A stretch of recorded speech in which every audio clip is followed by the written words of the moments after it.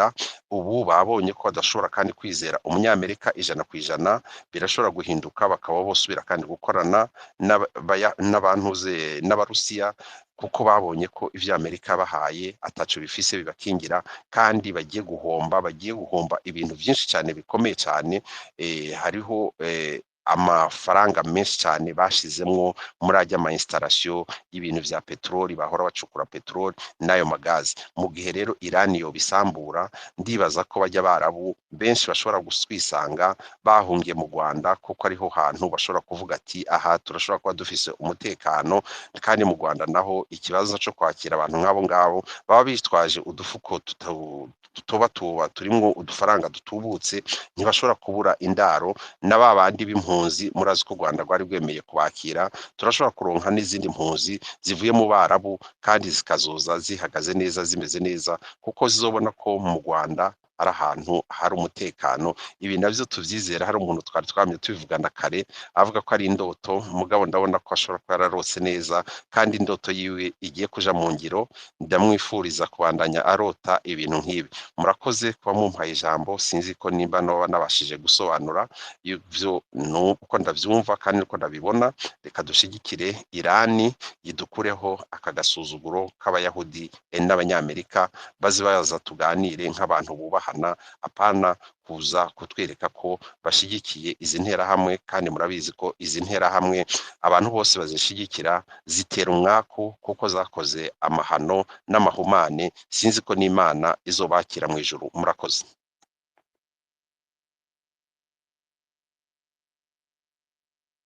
Urakoze cyane nawe Senyamwiza no ibyo uvuze byo birimo agaciro ariko I think I'm gonna correct ibyo nabivuze mbere kuko clearly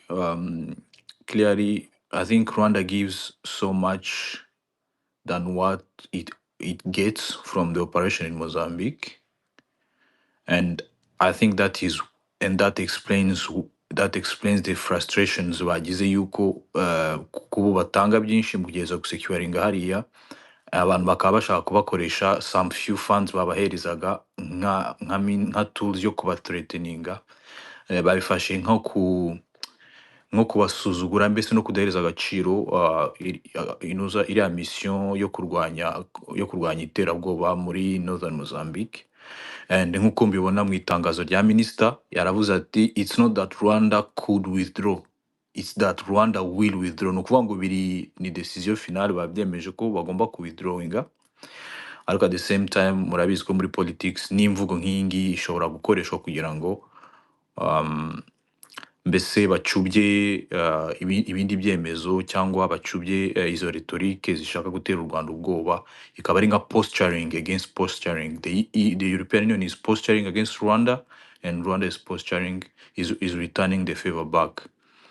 So kuri njye ndatekereza ko it's a tit for tat nkuko nabivuze mbere, but ni ugutegereza tukareba uko bizagenda mu minsi iri imbere. Gusa nkuko ambassador yabivuze mbere, it is the EU, it is France, it is Italy n'abantu bose bafite miliyoni Nyungu bashobora guhomba cyane when Rwanda pulls from Cabodelgado, from Mozambique all together. Kandi it doesn't come at the good time aho bakeneye iyo gaze, aho bakeneye ko izo operations zidashobora guhagarara, aho bakeneye iriya energy ikomeza flowinga kuko muri Iran nkuko Senyamwiza nawe yabivuze hagize iriya Strait d'Hormuz Iran yayifunze kandi tutazi igihe ishobora kuyifungurira, kandi yari mu masources y'ahantu haturukaga gaze na oil nyinshi isupplyinga isi. Hanyuma bikaza kuzana who's gonna win from this, who are the winners, who are the losers in this. Bishobora ku increasing the presence of Russia. Murabizi ko Russian oil zabaye sanctioned n'abanyamerika n'aba-Europe, kandi ibihugu byinshi by'abanyafrika bikaba bitari n'ibindi bihugu bidafite imbaraga cyane bikaba byaratinye kujya kwigura kugira ngo bidahura n'izindi sanctions against America and Europe. Ariko in case oil na gas flow igabanutse, bizasaba ko hakenera indi alternate source ya gas and oil kuko demand izaba nini, which will benefit Russia. Nkuko birimo biragenda, Russia is now benefiting from the conflict of Iran, aho aribo barimo baracuruza more gas and more oil to India and China, kandi murabizi ko na US yamaze gukuraho temporarily ibihano yari yarashiriyeho umuntu wese ugura gaze yo muri Russia. So mbese long story short, ariko se sinzi niba nabaza mm, urakoze. Urumva ko ari ibintu wagira ngo ni abantu babipuraninze kuva kera, kuba u Rwanda rwavuga ruti twebwe ingabo zacu turazikura ahangaha. Nibyo bya bindi mwumva ngo ni intambara y'ubutita iri hirya, iyo tubona iya AFSM 23, yego hariho kwirwanaho, ariko nyuma yaho ibihugu byampatse, ibihugu biri hejuru, nibyo biba biri inyuma, nibyo biba biri kurwana mu buryo bwa economic. Nkabaza ngo ese muri kana karere cyangwa se abo mubona, kuko ejo bundi hari itangazo ryasohowe, wa muribuka wa mu ambasaderi wavuze ngo u Rwanda ntago rushobora gufatirwa ibihano mbere yuko bafata ibi ngibi. U Rwanda ngo ni umupartenaire uri fiable. Muri hariya ni we mu partenaire mushobora kubona waba fiable ku buryo yajya hariya akasira izo nyungu u Rwanda rwasiraga? Murakoze.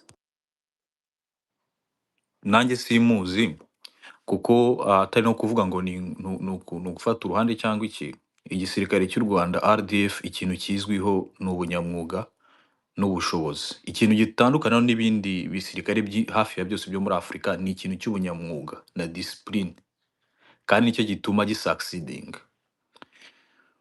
Bari kuba barashatse ibindi bihugu bifite ibisirikare bikomeye kurusha u Rwanda on paper, kuko bigaragara ku mapuro. Hari ibihugu byinshi bya South Africa, hari ibihugu bya Nigeria, hari ibindi bihugu byinshi uko bigaragara on paper ko bifite ibisirikare bikomeye, ariko muri real combat experience no muri operations bikora ntago bishobora guhura n'ibyo RDF ikora, nubwo byitwa ngo birakomeye. So nta gisirikare nshobora gutekereza mu mutwe bashobora gutwara hariya cyakora nk'ibyo cyakoze. Icyo ni kimwe. Icya kabiri, u Rwanda ruramutse ruhagaritse, ntago barakonfirma final, ino tangazo iri conditional, kuko bavuze ngo if izo funds zo sustaining operations zihagaze, ubwo urumva ni condition. Ariko tuvuge ko baramutse babihagaritse, nta wundi muntu mbona washobora kubasimbura, kandi operations iyo zihagaze bitwara ikindi gihe kugira ngo ushobore kumobilizinga izindi force cyangwa ikindi gihugu, mushobore kugira na agreement yuko bashobora kuza, bikabatwara igihe kugira ngo bongere basecuring izo areas, kuko u Rwanda rupulinze abaterrorist bari abantu bose bahita bagaruka bakongera bakoccupyinga zira spaces z'u Rwanda rwaba ruvuyemo. So I think Europe yashatse gukanda ho buhoro ku Rwanda, u Rwanda rukanda cyane. So kandi ntago byaje mu gihe cyiza.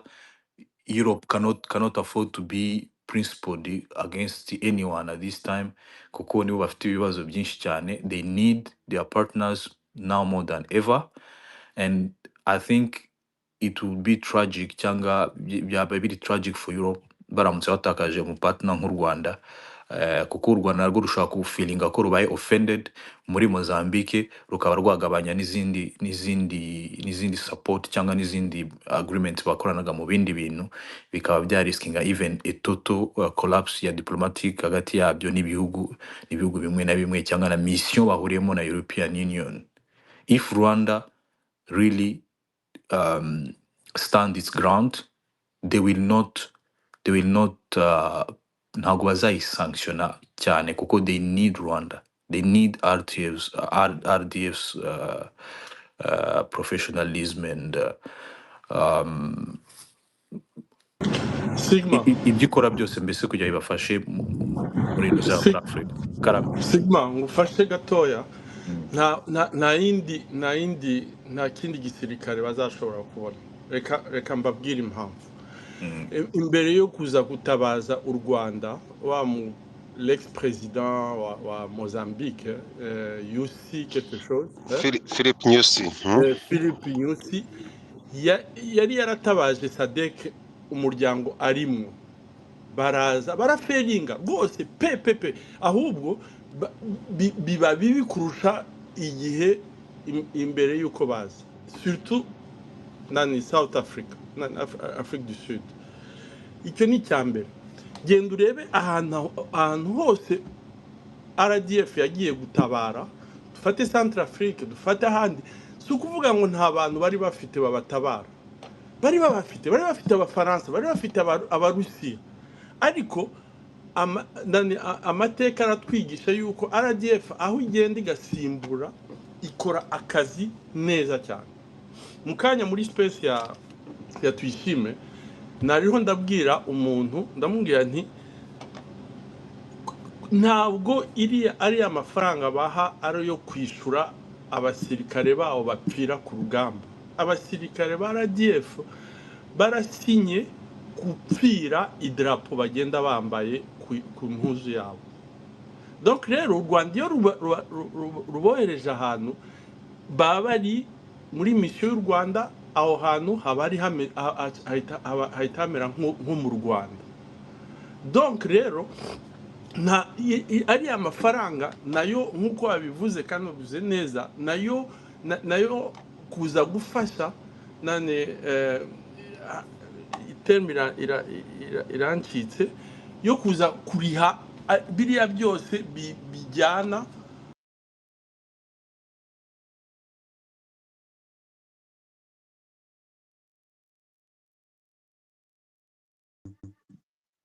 ngo ayandi nje nsanga minisitiri arimo avuga ngo turagiye ntago turi bugaruke, sinzi byagenze gute.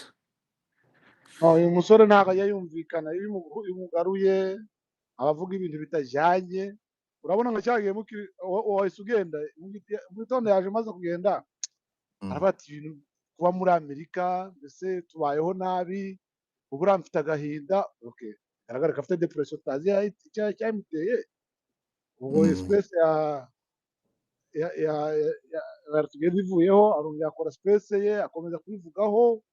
naho rero mu frere kuvuga ngo bayeho nabi muri Amerika, ntekereza ko byaba ari ugukabya, kuko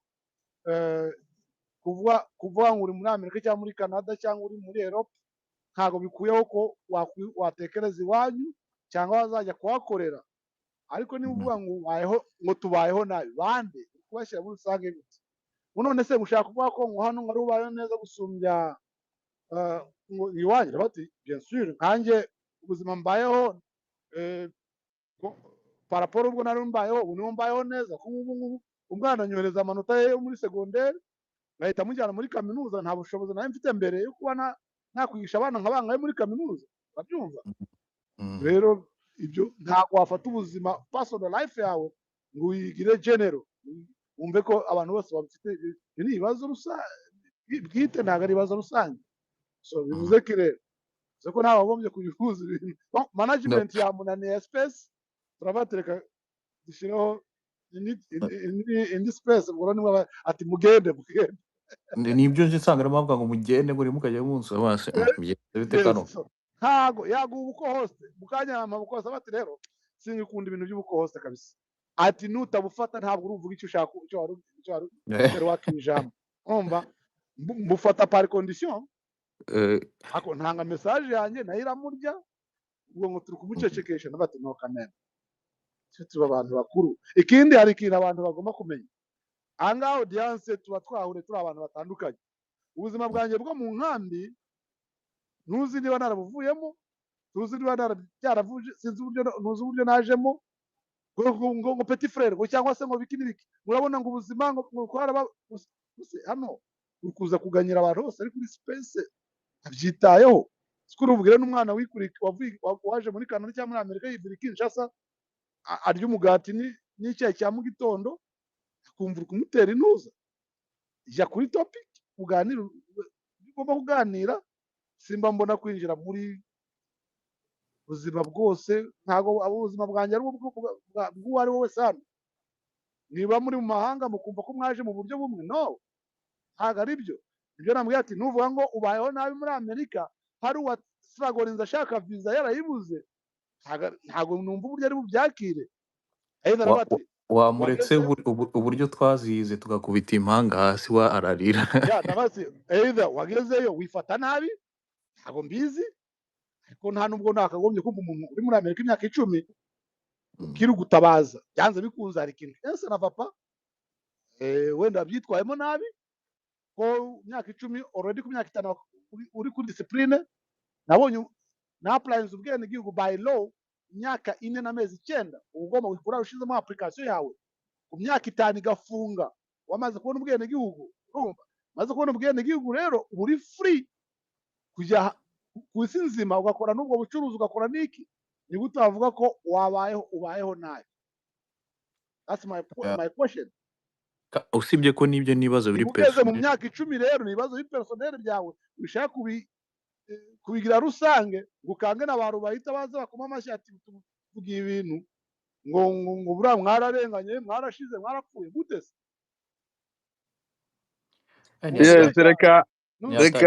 yes reka tubireke gusa nyine mujye mugira inama ya nabyo biri morale kandi abantu hano akunda kubikoresha kubigira byitwazo abantu baba bari muri ikintu runaka ukabona azanye personal life ye no ntabwo ari ibintu bizima abantu bajya biga kuganira bamenye no gukora debate akazana personal life ye akayigeneraliza ugasanga mu by'ukuri kubitwa n'umugore ukumva ko abagabo bose bakutwa n'abagore reka mureke twiganirire kuri no topic ese RDF kuva Cabodelgado nizihe nyungu kuri Union Européenne Bihuriye na RDC ni ikaze rwose nimusharinge muze tuganirira ahangaha mu kinyabupfura nk'aba intellectuel kuko uko byagenda kose space yakabaye ari platform abantu bigiraho abantu hano tuhahurira n'abasesenguzi batandukanye bafite experience mu bintu bitandukanye tukabigiraho ni ikaze rero ni ikaze tuganire murakoze ahubwo njye nibwo nari nyifungura ijisho mutubwire byagenze gute muduha amakuru uko bimeze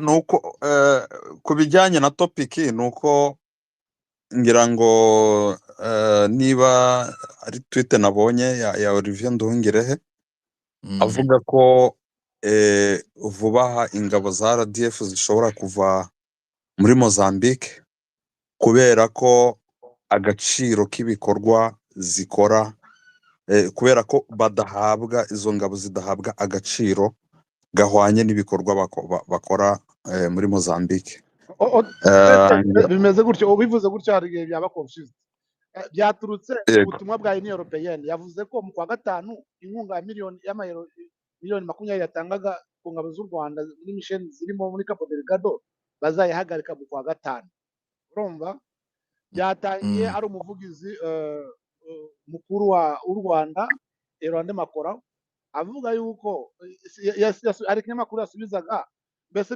cyari kishaka kuvuga ko izo miliyoni 20 arizo u Rwanda ingabo z'u Rwanda zazubakiyeho muri Mozambique arabati no uribeshya cyane turi kubufatanye bw'ibihugu byombi mu guhashya mu kugarura umutekano muri Cabodelgado kandi twabikoze ku kigero cyo hejuru cyane kuvuga ko rero miliyoni 20 z'amayero arizo twari twishingirije mwamwibeshya ahubwo ayo ngayo nayo Union Européenne itanga nk'inkunga ariko twebwe dukoresha ahubwo n'ubushobozi buruta izo miliyoni 20 z'amayero inshuro ibihumbi sibyo ibyo rero ntago mwagombye kugira kuba mubivuga kuri icyo ngicyo ahubwo bivuze ikire bivuze ko kuba bigaragaza ko Union Européenne idashima cyangwa se itanyurwa n'agaciro k'umutekano cyangwa se ibikorwa bya RDF muri Cabodelgado aribyo Olivier Nduhungirehe we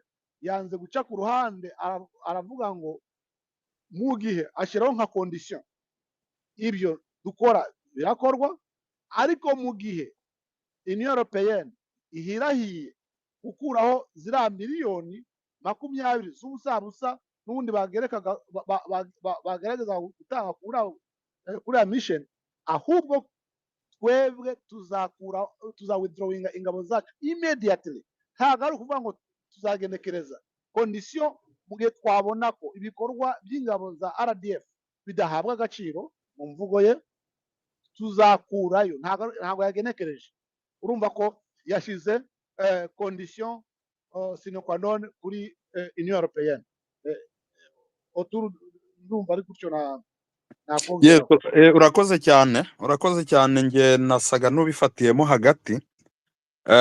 Impamvu rero mbishyize muri no topic ni ukugira ngo turebe ese ubundi Union Européenne niba izi neza agaciro k'ibikorwa by'ingabo za RDF.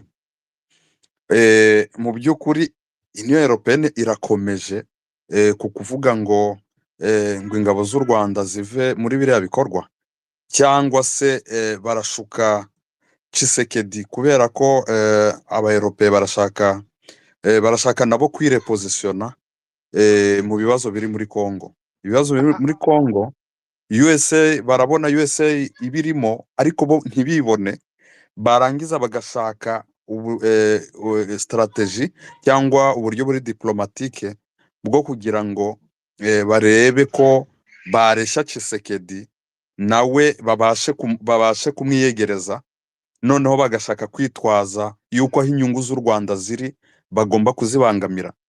Ngewe iyo ni hypothèse yanjye, ariko namwe muri hano kugira ngo tuganire. Ndabona Rubayita yazamutse, ariko icyo nashaka kuvuga ndi uko ni igitekerezo kuri fan, tekereza ko baramutse ahubwo bakomeje kwihagararaho kibumve condition z'u Rwanda, ntekereza ko withdrawinga ingabo za Mozambique isano byaba bifitanye na DRC, ziriya ngabo za ziri muri Mozambique zarushaho kujya gukora ingamba z'ubwirinzi mu buryo bumwe cyangwa ni ukuvuga ngo rero ni ukuvuga ngo ni inkota ya double tranchant.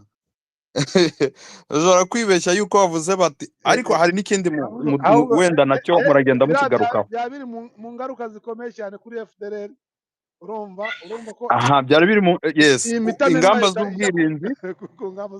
ingamba z'ubwirinzi hariho no kuba noneho Mozambique n'u Rwanda nk'abanyafurika bamaze gusobanukirwa neza uburyo abanyafurika bafashanya, pourquoi pas badashobora kuba ahubwo bakora noneho mu buryo buri bilaterale, noneho bagashyiramo imbaraga zirenze mu nyungu za Afurika. Ibyo byose birashoboka nk'uko bivuze, n'ibindi byose twese tuganire nikaza. Ahubwo autour iyo bilateral agreement irahari hagati y'u Rwanda na Mozambique. Icyo wenda u Rwanda rushobora gukuraho baramutse bashatse nko kurwintimidatinga, rushobora kureka kurindura umutekano wahari ahantu hari gaze yabo bacukura kugira ngo narwo rubahime. Gusa ntabwo ntekereza ko bizagera aho ngaho, kuko u Rwanda rupurinze hariya hantu byaragaragaye ko SADC yagerageje kuza hariya kuhakora, ariko uburyo yitwaye ntabwo byagaragajemo ubunyamwuga cyangwa n'umusaruro ufatika. Ntabwo ngiye mbona ingabo muri Afurika bashobora kuhasimbuza, keretse wenda hazaye nk'iza Egypte, ibindi bihugu bikomeye cyane byo muri North Africa by'Abarabu wenda bishobora kubafasha, ariko nabyo byabishyuza amafaranga angana iki. Rero umva ko barimo barashaka ngo gutera ubwoba, ariko u Rwanda narwo rwa respondinze nyine intimidation versus intimidation, kandi u Rwanda rufite uburyo rushobora gupulinga muri biriya bice, ariko rugasigarana n'iyo bilateral agreement n'ubundi na Mozambique. Niba batekereza ko u Rwanda rushobora kwivamo rukivumbura burundu, ibyo ntabwo bishoboka, kuko u Rwanda narwo rurashaka gukomeza rufitanye umubano mwiza nk'igihugu nka Mozambique. Ntabwo rwareka ni umubano na Mozambique ngo kuko Union Européenne yakuyemo miliyoni 20 z'amayero.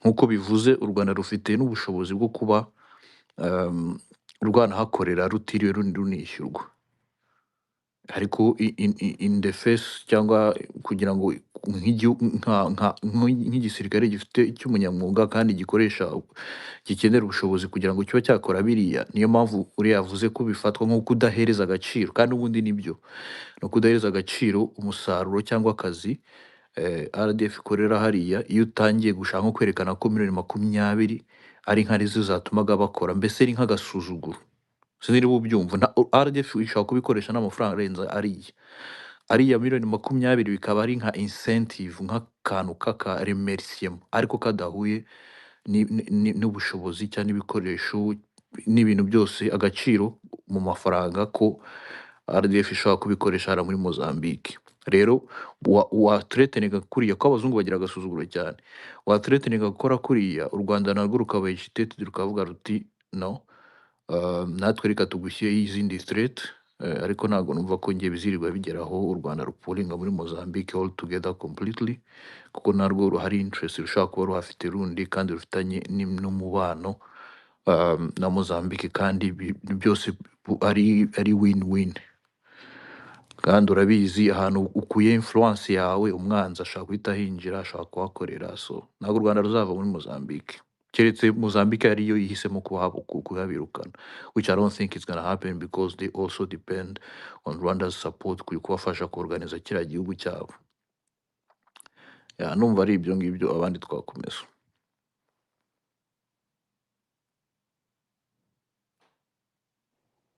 Wahita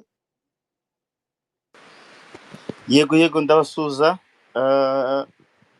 Yarabikomojeho u Rwanda na Mozambique bafitanye amasezerano bilateral mu nzego zitandukanye, hari mu byerekeye security na defense babifitemo bya bindi bita SOFA cyangwa status of force agreement byabaye 2025, ari byo bidefininga mu buryo bw'amategeko uburyo ki u Rwanda rukora cyangwa se troops ziri muri Mozambique.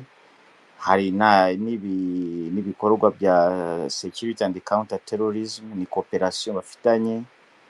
Hari na military cooperation agreement ariyo nuza joint operations, imyitozo, training, ibyo byose bafitanyeho cooperation, ariko bakagira n'izindi bafitanyemo amasezerano za traité ariyo zemeza igihugu n'ikindi bishobora koherezanya abanyabyaha, ibintu by'amategeko, kwizana abanyabyaha byo kurwanya za crime. Hari noneho n'ubucuruzi, trade and investment agreement barabifite mu bihugu byombi. Hari na bya visa and mobility agreement nayo bafite amasezerano. Hari na education, ibintu bya science na technology bafite amasezerano, ibintu byinshi cyane bakorana ku buryo bifitanye isano ariko biratandukanye n'ibyo u Rwanda rwavuze ko rugiye guhagarika gukora Mozambique. Ibyo ubundi by'u Rwanda rukora hariya muri Cabodelgado ni ibyo Mozambique ubwayo yakakwiriye gukora nk'igihugu. None izi cooperation bafitanye ni ukugira ngo ingabo za Mozambique zizagere ku rwego rwo kubyikorera. Urumva ko ni ibintu biharahuye ariko biratandukanye. Rero ibyo u Rwanda bavuze ngo rusarekera gukora nibyo rukora directement mu kucungira umutekano aho hantu, cyane cyane ahari ibikorwa by'abanyamerika n'abafaransa by'aba multinational. Mbese ni ukubihagarika, ariko cooperation y'ibihugu byombi igakomeza kandi nayo mu buryo kwiganisha mu Mozambique ikazikorera ibyo ngibyo ryari nyuma y'imyaka myinshi wenda, ariko amateka dufite nuko ntabwo baragira capacité yo kubyikorera. Rero abibaza ko cooperation y'ibihugu byombi yahita ihagarika, ngira ngo ntabwo ari byo. Ariko kujyana abasirikare hariya muri Mozambique gukora ibyo bikorwa u Rwanda rwavuze ko rugiye guhagarika byatangiye muri 2021, igihe situation ya sécurité muri province ya Cabodelgado yari mbi cyane, yari instabilité extrême kubera imitwe za insurrection islamique, zikorana na bya bindi bita Etat islamique. Crise yatangiye muri 2017 igihe abamilita bitwa Ahlusuna wal Jamaa bateye za village nyinshi cyane, bica abantu benshi cyane, bo bakataga n'imitwe bakanifotoza. Hakorwaga ibintu bya enlèvement, gusenya amazu, mbese bagatera ubwoba cyane, panique généralisée. Icyo gihe habayeho na massacre ikomeye cyane yavuzwe cyane muri 2020 igihe cya covid, ahantu bita Muatida, aho bishe abantu 50 icyarimwe baca imitwe. Rero tutanavuze no ku bikorwa bya gaze, by'ubucukuzi bwa gaze bya Total, ntabwo byakorwaga kubera ibyo bintu. Ni projet économique international ikomeye cyane hariya muri Cabodelgado, ikomeye, ifite investissement ziri enorme muri gaz naturel. Ibihugu bya France, Etats-Unis, Italie bifite imigabane myinshi cyane muri iyo business. Niyo mpamvu Total cyangwa se Total Energies yahagaritse ibikorwa byayo muri za 2021, nibwo noneho bitabaje u Rwanda, ariko bari baritabaje abantu batandukanye, harimo n'abacanshuro biranga, aba South African SADC biranga. U Rwanda rujya hariya rurabikora, numbaze bato magique bakoresheje barabikora, isi yose iratanga.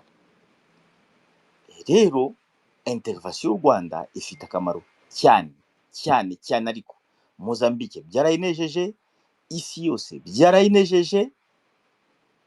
Ariko buriya hari igihe, urugero ni Iran, hari igihe ibihugu by'amahanga buriya bagira ubwibone cyane, bafata icyemezo bareba inyungu zabo, ariko bakanibagirwa ko nabo hari inyungu ubafitiye, bakanibagirwa n'ingaruka y'ibyemezo bagiye gufata.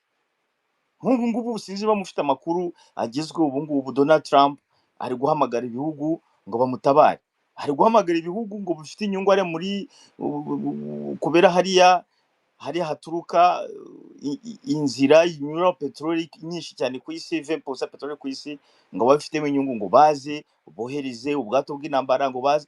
Atangiye gutaka kubera iki? Kuko yakoze ibintu atarabanza kumejaringa konsekanse yabyo, kandi barimo kumukritika kuko yabikoze abyikoreye wenyine, areba inyungu ze, areba peteroli, ashaka gukumira China, ariko ngo batangiye kurira. Ntabwo niko bimeze. Baravuga ngo u Rwanda, Kongo n'ibiki barafatira ibyemezo, batazi ko u Rwanda narwo rubafitiye urunini. Izo ni konsekansi batiteze. Bo barareba, yego ni amafaranga menshi cyane, abo mafaranga uyabaze mu manyarwanda ni menshi cyane, ukanayabara noneho ayo nahoze nayabaze mu manyarwanda, noneho nyagabanya, kuko ni mu myaka ibiri, nyagabanya mu amezi 28, ayo u Rwanda rubona mu kwezi kumwe mu manyarwanda ni miliyari y'amanyarwanda irenga. Kwezi kumwe ni menshi, bakavuga ngo igihugu cya Afrika se gishaka kwitesha ibingibi. ahubwo urubayita nta guciye mu ijambo ako kantu urimo uravuga, nako gasuzuguro nyine. Bo ibihugu by'abanyafurika bikeneye amafaranga, barashaka gukoresha icyo gikoresho nko gushaka gutera u Rwanda ubwoba. Urabona hari none u Rwanda rwo rukoresha umukino wabo, they are playing their game, urababwira ati noneho ubwo tuzavamo complètement, turebe ko mwabona abadusimbura ko agaprojet. Urabona u Rwanda urunguru tuvuga rwabayeho rufite iyo capacité mbere y'uko rujya muri Cabodelgado, mbere y'uko babona ayo mafaranga. Rwo rero ruhari, rwo rufite ubwo bushobozi bwo gukumira ibyihebe. Ntabwo u Rwanda rwabubonye kubera ayo mafaranga. Oya, ayo mafaranga yaje kuvuga ngo mwakoze akazi keza, mukomeze mwakira ibingibi kugira ngo bibafashe, ariko zile capacity zasanzwe zihari na mbere y'ayo mafaranga aza. Rero u Rwanda ntabwo rushobora kugurisha droit de nesi yabo kubera ugasuzuguro, kandi iyi ngiyi ni urushyi, ni gifle. Ntabwo Amerika, France, Italy bashobora kwemera ko igihugu cyo muri Afurika gishobora kwitesha amafaranga angana gutyo, ariko bagiye kubibona. Rero ntabwo tuzi reaction, ukuntu bari bubigenze, kuko aho hantu muri Cabodelgado u Rwanda rufashe icyemezo cyo gukuraho ifoseze zabo hariya muri Cabodelgado. Hari n'ahandi bita sinjya mbamenya neza Machimboa de Praia. Musimbo de Praia, niba ari Musimbo de Praia. Aho ngaho ni kuvuga ko kugira ngo hongere hafatwe, habe controle y'aho hantu, u Rwanda rwakoze akazi gakomeye cyane kugira ngo bakomeze akazi kabo. Ibyo byose babyibagiwe kubera ubwirasi gusa, babyibagiwe. Baravuga ngo u Rwanda, kandi u Rwanda buriya, u Rwanda rwarabivuze ngo hariya muri Congo Nord Kivu duhuje inyungu na AFC M23, duhuje inyungu z'umutekano, duhuje inyungu za sekirite, kuko umwanzi wacu n'umwe. Kandi buriya u Rwanda rwabibwiye Amerika kugira ngo babahe avertissement, nk'ukuntu Iran yabahaga avertissement. Buriya Iran yatanze avertissement nyinshi, ariko ubwibone ntabwo babyemera.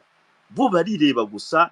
Ni nk'umwana mutoya. Buriya abana bagira probleme ya psychologie. Iyo abantu bize psychopedagogie babyita pedocentrisme. Ni complexe ya psychologie y'abana. Barireba we mama mugurira icyo yamuguriye, ariko mama Rubayita, ugerageze uvunagure urasa ku ntego kugira ngo dutangire ijambo. Hari n'abandi ba intervena bari batangiye kuzamuka.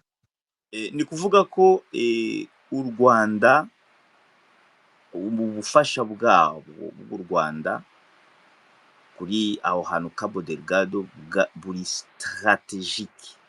Ni kuvuga ko si le Rwanda cesse aujourd'hui l'aide, byaba bibaye toto, kubera ko nta gihugu na kimwe gishobora kuwasira uwo mutekano. U Rwanda hari ukuntu bakora n'ubwitange bakabikora, nabyo ni na politiki yo kugaragaza rwa Rwanda mutazi, rwa Rwanda rwanyuze muri jenoside. Dore ibintu twakora, dore ibintu dushaka gukora.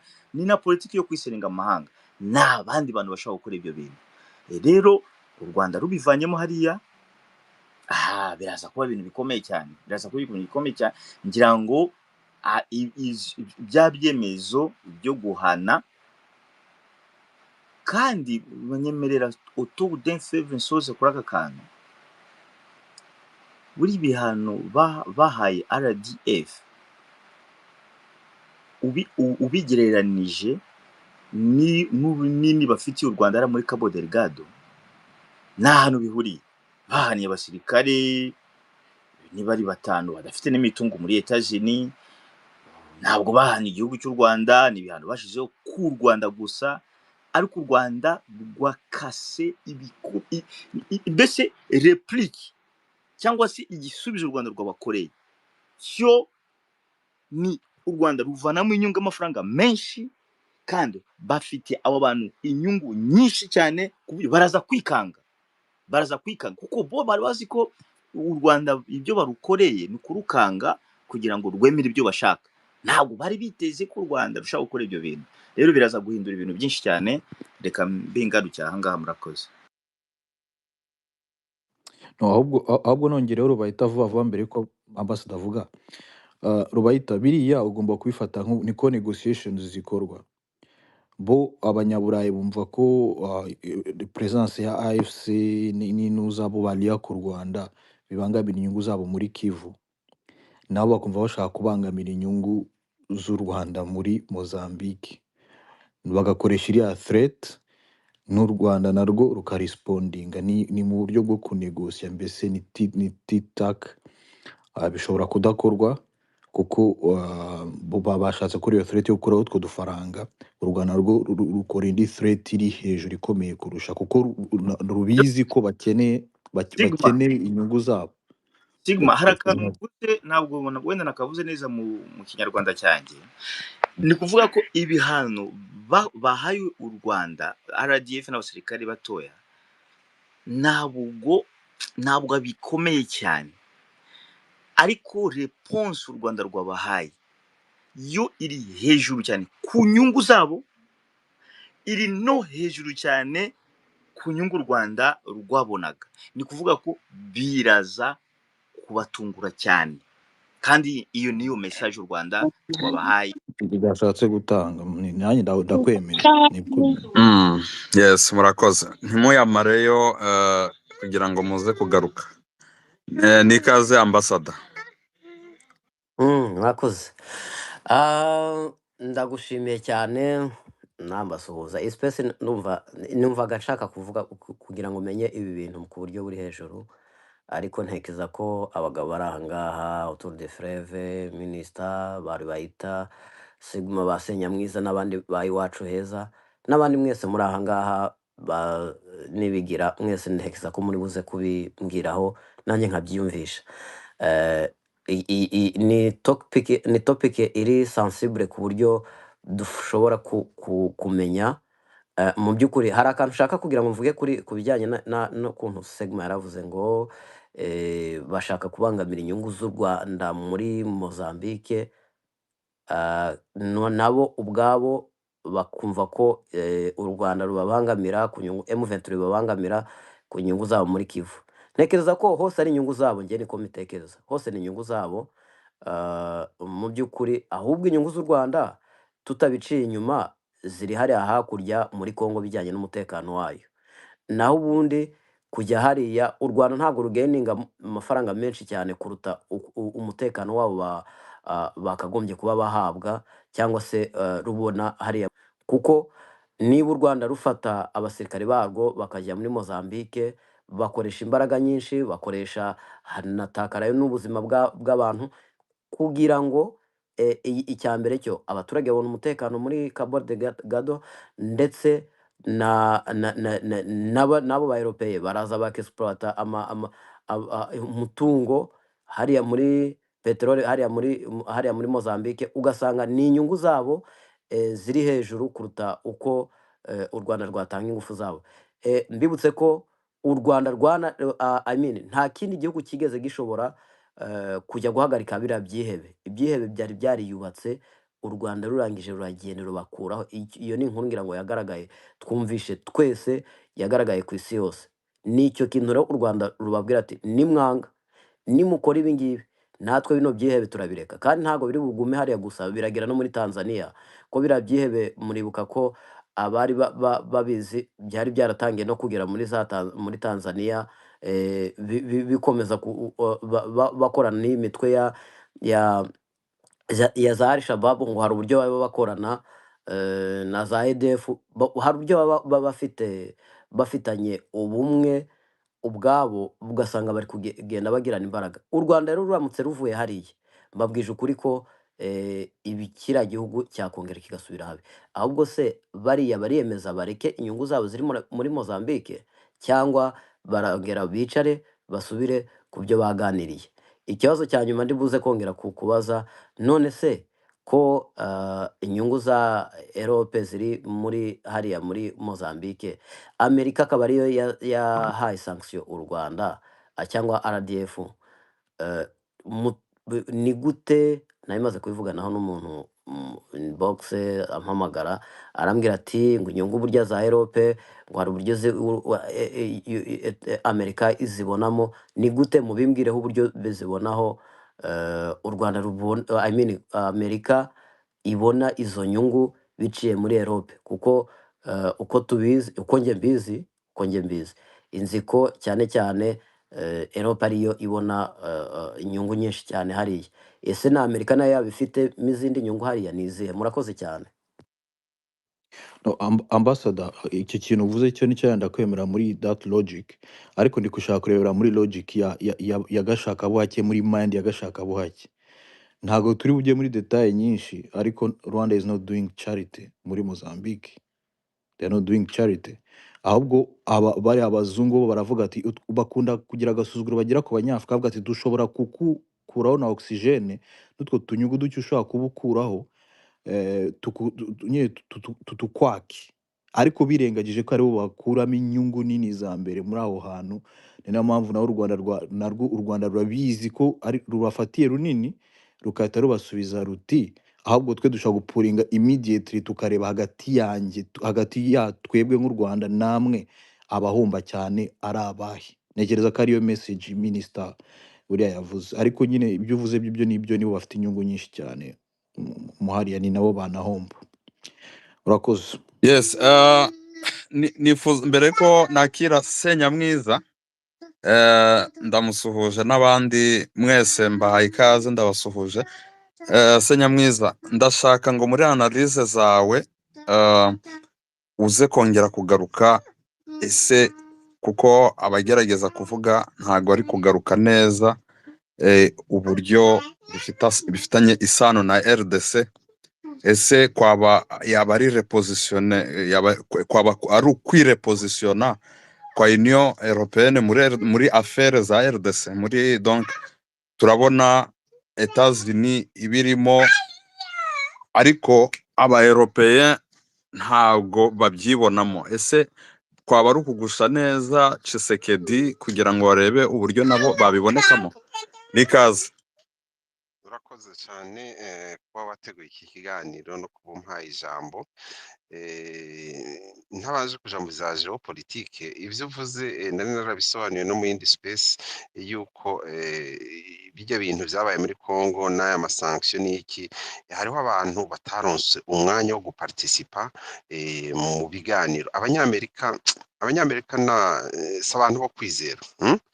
Burya abanyamerika kubiyegereza ngo mukorane nabo ni bibi cyane, ahubwo bufuma uba umwansi wabo, mugategana mucungana, aho urashobora gusavayivinga kandi urahungukira byinshi. Ariko iyo wabiyegereje bakakujaho baragukoresha, baguta nka gabeji, nta gaciro rero baranabikora cyane no muri Europe. Murabibona ko babashutse bakaja mu ntambara zo muri Ukraine, hanyuma uyu mushinga ntaha hari twita ngo ni Donald Trump je kuri je ndamona nk'igisambo, we acaraza arabahinduka, bisanga batakaje amafaranga menshi cyane kandi bariko barakubitwa ku ruhande washaka kugira amadiri na Putin. So rero kuba batararonse ibimwanya mu biganiro byabaye muri Congo ngo bagiremo ijambo nabo amakompanyi yabo ngo azaharonkereho ibintu, ko byose Tshisekedi yarateruye abishira Abanyamerika ni nabo babisinye, hama baca biyerekana ko aribo bakontrola hariya kugira ba bloke ntihagire undi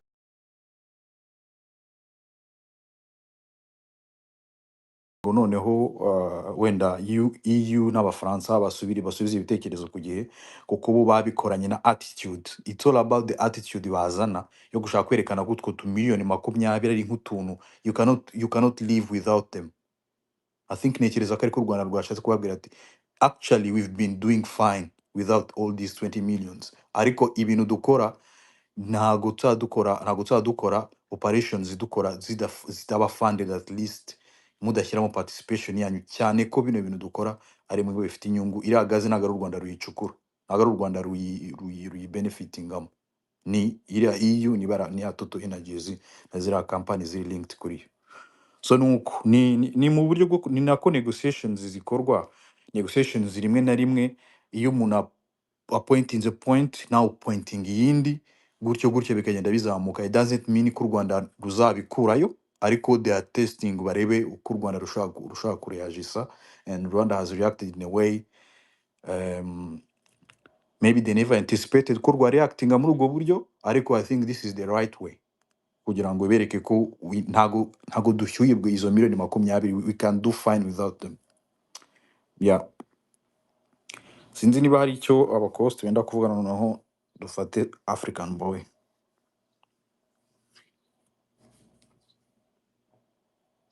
Niba ntacyo turetse dufata African boy. African boy, umwanya n'uwawe. Signa kamaze ngusuhuze, ndakeka munyumva. Ya turakumva neza kandi twakwakiye. Thank you. We are together na ambassador abakost nabo ndabashuje. Inkotanyi cyane se Nyamwiza ndamusuje. Double mic intare ya Kanwa iwacu heza. Sniper ziri ku nama Ben Basi n'uwangabiye akaba mabuja Dr. Nadine nagusuje cyane n'abandi bose. Yeah. Nimba mumaze umwanya rero muganira maybe nshobora kuvuga ibyo mwavuze nimba ivuga muranyihanganira ubwo ngubwo ariko n'ubundi burya ngo aryoha asubiwemo. Yeah, Rwanda is set to withdraw from Mozambique if EU stops funding. Whose loss is gonna be? Yeah. Nkeka ko twese twarabibonye kambasubize wenda inyuma gato twibuke cyagiye ibintu bishyushye abadepite nka Mariani abari bitwa ba Jean-Luc Mélenchon murabazi ni abantu bakomeye cyane bari très influent mu Bufaransa bafite n'abadepite ishyaka ryabo muri abadepite européen bari kuvuga ibihano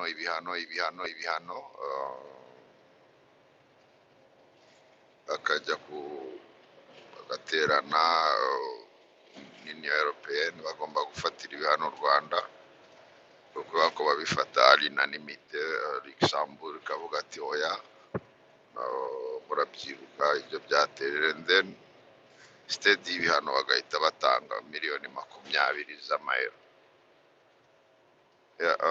Buriya amafaranga murabyibuka ko yateje ikibazo cyane cyane muri Congo aribo basara ariko nabo badepite bandi ba européen nabo baravuga ati no ati dufite Europe itaje isa ivuga gusa ariko itaje isa byagiye byari bishyushye cyane. Noneho rero ikindi narababwiye cyangwa twaganiriye hashize iminsi Total Energies mwareba ngo yaherukaga gukorera mu Rwanda ryari. The last time bahaherukaga byari muri 2002 cyangwa 2003 if I'm not mistaken. So ubu rero kugira ngo bagaruke nuko ngira ngo nyuma yuko bamaze gusecuringa kariya gace kose Cabodelgado ariya za Makomia za Masimba wa The Prior hari biriya bikorwa bya Total yubatse ruriya ruganda ndakeka ruri Parma. Ruriya ruganda d'abord ifo kumenya ngo barushizeho kubera iki. Barushizeho kubera ko bashakaga gutandukana na gazi y'Uburusiya. Ikindi hari abahavumbuye gazi kandi nyinshi cyane. So hari umugabo umwe w'umu-analyste économique izina rye ntabwo ryibuka neza bavumbura iriya gaze ari article yanditse menya ari umunyamakuru wa Le Figaro avuga ngo ese ngo Mozambique izaba nka Sweden cyangwa izaba nka Nigeria. Sweden kubera iki? Sweden bavumbura gaze yabo babaye prosperous na petrol ngira ngo murabizi. Ariko Nigeria murabizi za Boko Haram abibuka neza barabyibuka helicopter y'Abafaransa bayifotora iri kuderivaringa intwaro kuri Boko Haram. So na iriya insurgency rero bari abantu ntabwo nabo bizanye, bafite abantu babafoundingaga, kubera ko mu Giswahili niho bavuga ngo kunapo vurugu kuna ulaji. Ni hari akavuyo, hari abagomba kubyungukiramo sasesi. So ariko noneho nyuma ya Ruganda ruhagaze, ingabo z'u Rwanda zimaze kugarura umutekano, bataratangira cooperatinga, ariko abakozi batangiye kugaruka. Niba mubyibuka PDG wa Total Energy nibwo yagiye mu Rwanda. So ariya mafaranga miliyoni 20 niyo European itanga ni make cyane par raporo y'amafaranga akenewe. Ngira ngo umuvugizi wa leta y'u Rwanda wavugejeho bakoresha amafaranga 10 times more yari bahabwa. Ikindi ngira ngo mwarabibonye, it's like a movie, aga short video bashyizeho, ngira ngo buri muntu yarakabonye. So kwisi rero, and then the geopolitics ari ikintu ugomba, ari image, ikintu ugomba gupainting ugashyira hariya, ugakinga ibikarita mu maso rubanda rwa giseseka, kubera interest bafite hariya. Ntabwo bashobora kureka gufundinga RDF, ntabwo bishoboka. Ariko niba mubyibuka, Secretary Colin Powell, Donald Rumsfeld, barabazi sindi bwirwe mbisubiramo, berekana bari muri Congress, ndakeka wenda abantu benshi barabyibuka, berekana ngo ahantu ngo ibitwaro bya kirimbuzi muri Iraq biri. So Colin Powell murabyibuka yari Secretary of State, and then Donald Rumsfeld yari Secretary of Defense. Hari n'undi mugabo yari yitwa John Tenet, yari yicaye inyuma ya Colin Powell muri Nations Unies, yerekana ka gacupa ngo. Ariko rero hajya Colin Powell yakinye ikarata abantu batasobanuye. Warabonye kajya gacupa ukungene aka directing inyuma yiwe, yerekana ati ibi ni CIA, ni nkaho yari karabwira abantu ati ni CIA, ngo murabona. Yari nyine niyo image komeza komeza twese tuzi ukuntu byarangiye, ariko isi twese batwemeje ibyo. So bariya rero nabo buriya, let's be realistic, nitukagera tujye twanaliza, ariko tube na realistic. Congo buri muntu wese arayikeneye.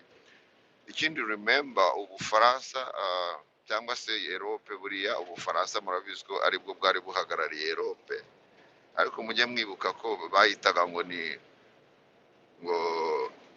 abajandarume ba Afurika. Ndumva iryo jambo atari ubwa mbere muryumvise. Abari barabagize abajandarume ba Afurika nta bandi na Amerika, yarabagira gatoke mwege muducungira aho ngaho. Ariko hari ibyemezo bitafatwaga nabo, kubera ko notama nk'icyo kwicara umumba ntabwo aribo bagifashe. Ariko umujandarume nyine urabizi ko hejuru ya jandarumori haba arme, barabizi. So kugaruka rero kuri topic, nkeka ko nibo baba baruzinga, kubera ko nureba Ruganda rwa gaze ruri hariya, it's worth like 40 billion. Ibikorwa bihari, ama production ataratangira, ko production zari zitaratangira neza. So rero nawe ibaze nyine mate, no mathing. Billions. Yeah, gas. 20 billion. Even Google it. Mwege yatugeza muri kumwumva, ndumva bicika cyangwa ninjye uri gucika. Yatugeza turamwumva nubwo ari kuvugira kure. Okay. Yarambwiye arakubwira ngo iriya projet ni 20 billions. Deposit ya gas. Yeah, 20 billion, it's just the facility, like ibikoresho, sibyo uko bihagaze. Ntabwo ari value se, ko ari value ya gas yose. 20 million ni expenses, ariko projects billions. Yeah. Kuko like n'uruganda rwa gas, guys. Sinzi ngira ngo ababizi barabizi. Erega nyuma ya Qatar ni bariya. kandi bo basupurayinga the cyane whole Europe. na gaze yavumbuwe hariya iruta iy'ahandi hantu hose ku isi, Ni ntuza ni yaba mu ngano LNG ni liquefied urumva, yaba yeah. muri kalite. That's why nyine bose they are rushing, bashaka kuyigira, nayo mpamvu yagize ikindi yani ngo bya bilateral. Uzamenye ngo iriya bilateral yakomotse Mozambique iza gusaba u Rwanda, byavuye murabyibuka ko hariyo SADC, ni mubizi se? Byarabananiye tena harimo ibibazo bya SADC byarabananiye, byarabananiye South Africa byarananiye. Yes, aho deal yavuye ko ntabwo yari South Africa yonyine, bari benshi. Southern Africa. Yes, Southern African. Yes. Biriya bihugu bya hariya hafi ya byose, kubera ko nyine kubera ko binanegeranye bishobora guspiring over bikajya na hariya. So Nadira rero aho yavuye yango mbibutsa akantu His Excellency yigeze kuvuga ati kugera kuri podium. So isi rero igomba ishaka abantu bari strong, kubera ko uri strong nyine nta kintu umuntu yaza kugushaka ntacyo gushakaho. Ibyo navugaga rero ngo tujye tuba realistic, nuko Kongo buri muntu wese arayishaka, kuko Kongo ifite ibintu bitaba ahantu henshi ku isi kandi ku ngano n'ikigero kirenze. Ikindi buriya ariko abantu barabizi, buriya cartography zigenderwaho nizakozwe muri 1930 kombi. So ibazo ubu turi mu ma 2026, ni nayo mpamvu mu byo basinyanye n'abanyamerika harimo kongera cartografia Kongo, bareba n'ahandi hantu haba hari amabuye, ariko muri Kongo nta hantu na hamwe hatari amabuye. So ubwo rero urumva barabikeneye. Ikindi si turi kubona iri kurashinga muri technology, yaba izi ntambara ubuzima bibonye zisigaye zirwanwa n'amadrone n'iki ni so bagomba nyine gukarisa hano. Ni bya bindi umuntu aguhobera ariko afite n'imbugita mu kundi kuboko ashaka kuyigutera. Na His Excellency niwe wabivuze ati bagutera ikibazo kimwe baguha inkunga hamwe bakagongera bakagutera n'ikindi kibazo ahandi. Ikindi rero gusoza mwavuze no kuri FDLR. FDLR buriya ni abantu bagomba kuba bari hariya buri gihe. Nureba ya masezerano Senya Mwiza yakomojeho ya Rusaka, yari arimo ibihugu 9 bya Afrika, s'il vous plaît. Ibyo byose mwavuze ko niyo bavuze ngo intambara y'isi yabereye muri Afrika. Hari harimo ibihugu 9. Ya mbere mu nshingano zazanye MONUSCO yari gusenya FDLR. Ashize imyaka hafi 30 babuze ikize ngo bayisenye. Ntitwabonye amafoto se bifotoranya babaha n'imbunda. Ntago rero ntago gahunda ari kuyisenya, ahubwo gahunda ni ukuyigumisha hariya kugira ngo ibe pression ku Rwanda. Ariko nyine umugabo ni ukwigira buriyo wibuze urapfa. Ngo mbashimire rero Signa n'akazi rero mudahwema gukora, ko muratwigisha cyane, wowe na We Are Together na ambassador n'abandi bose muza mukaduhugura, biradufasha cyane, bituma hari ukuntu imyumvire yacu yaguka. Nuko bashimira byimaze. Imana ibagirire neza. Asante sana, Imana ikugirire neza. Hari icyo rigiye kongeraho We Are Together? Yes, mushobora kuba mwabivuze kuko niyo nangera mu rugo hanyuma nshyizeho wifi mbona ufite space mpita nishyiraho nanjye, ariko sinakomeje kubakurikira ariko bimwe nabyumvise ariko nsomye ku title. Yes, the withdrawal withdraw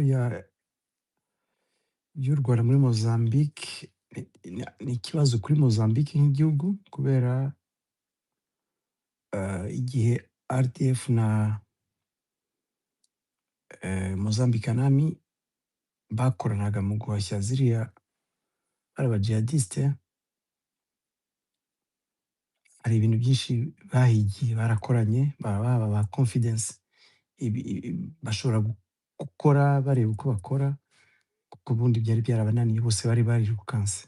RDF yageze mu gihe gito, within a shortest time baramaze kubirukana, abaturage babagaruye basitinzeho out confidence abaturage bishimye.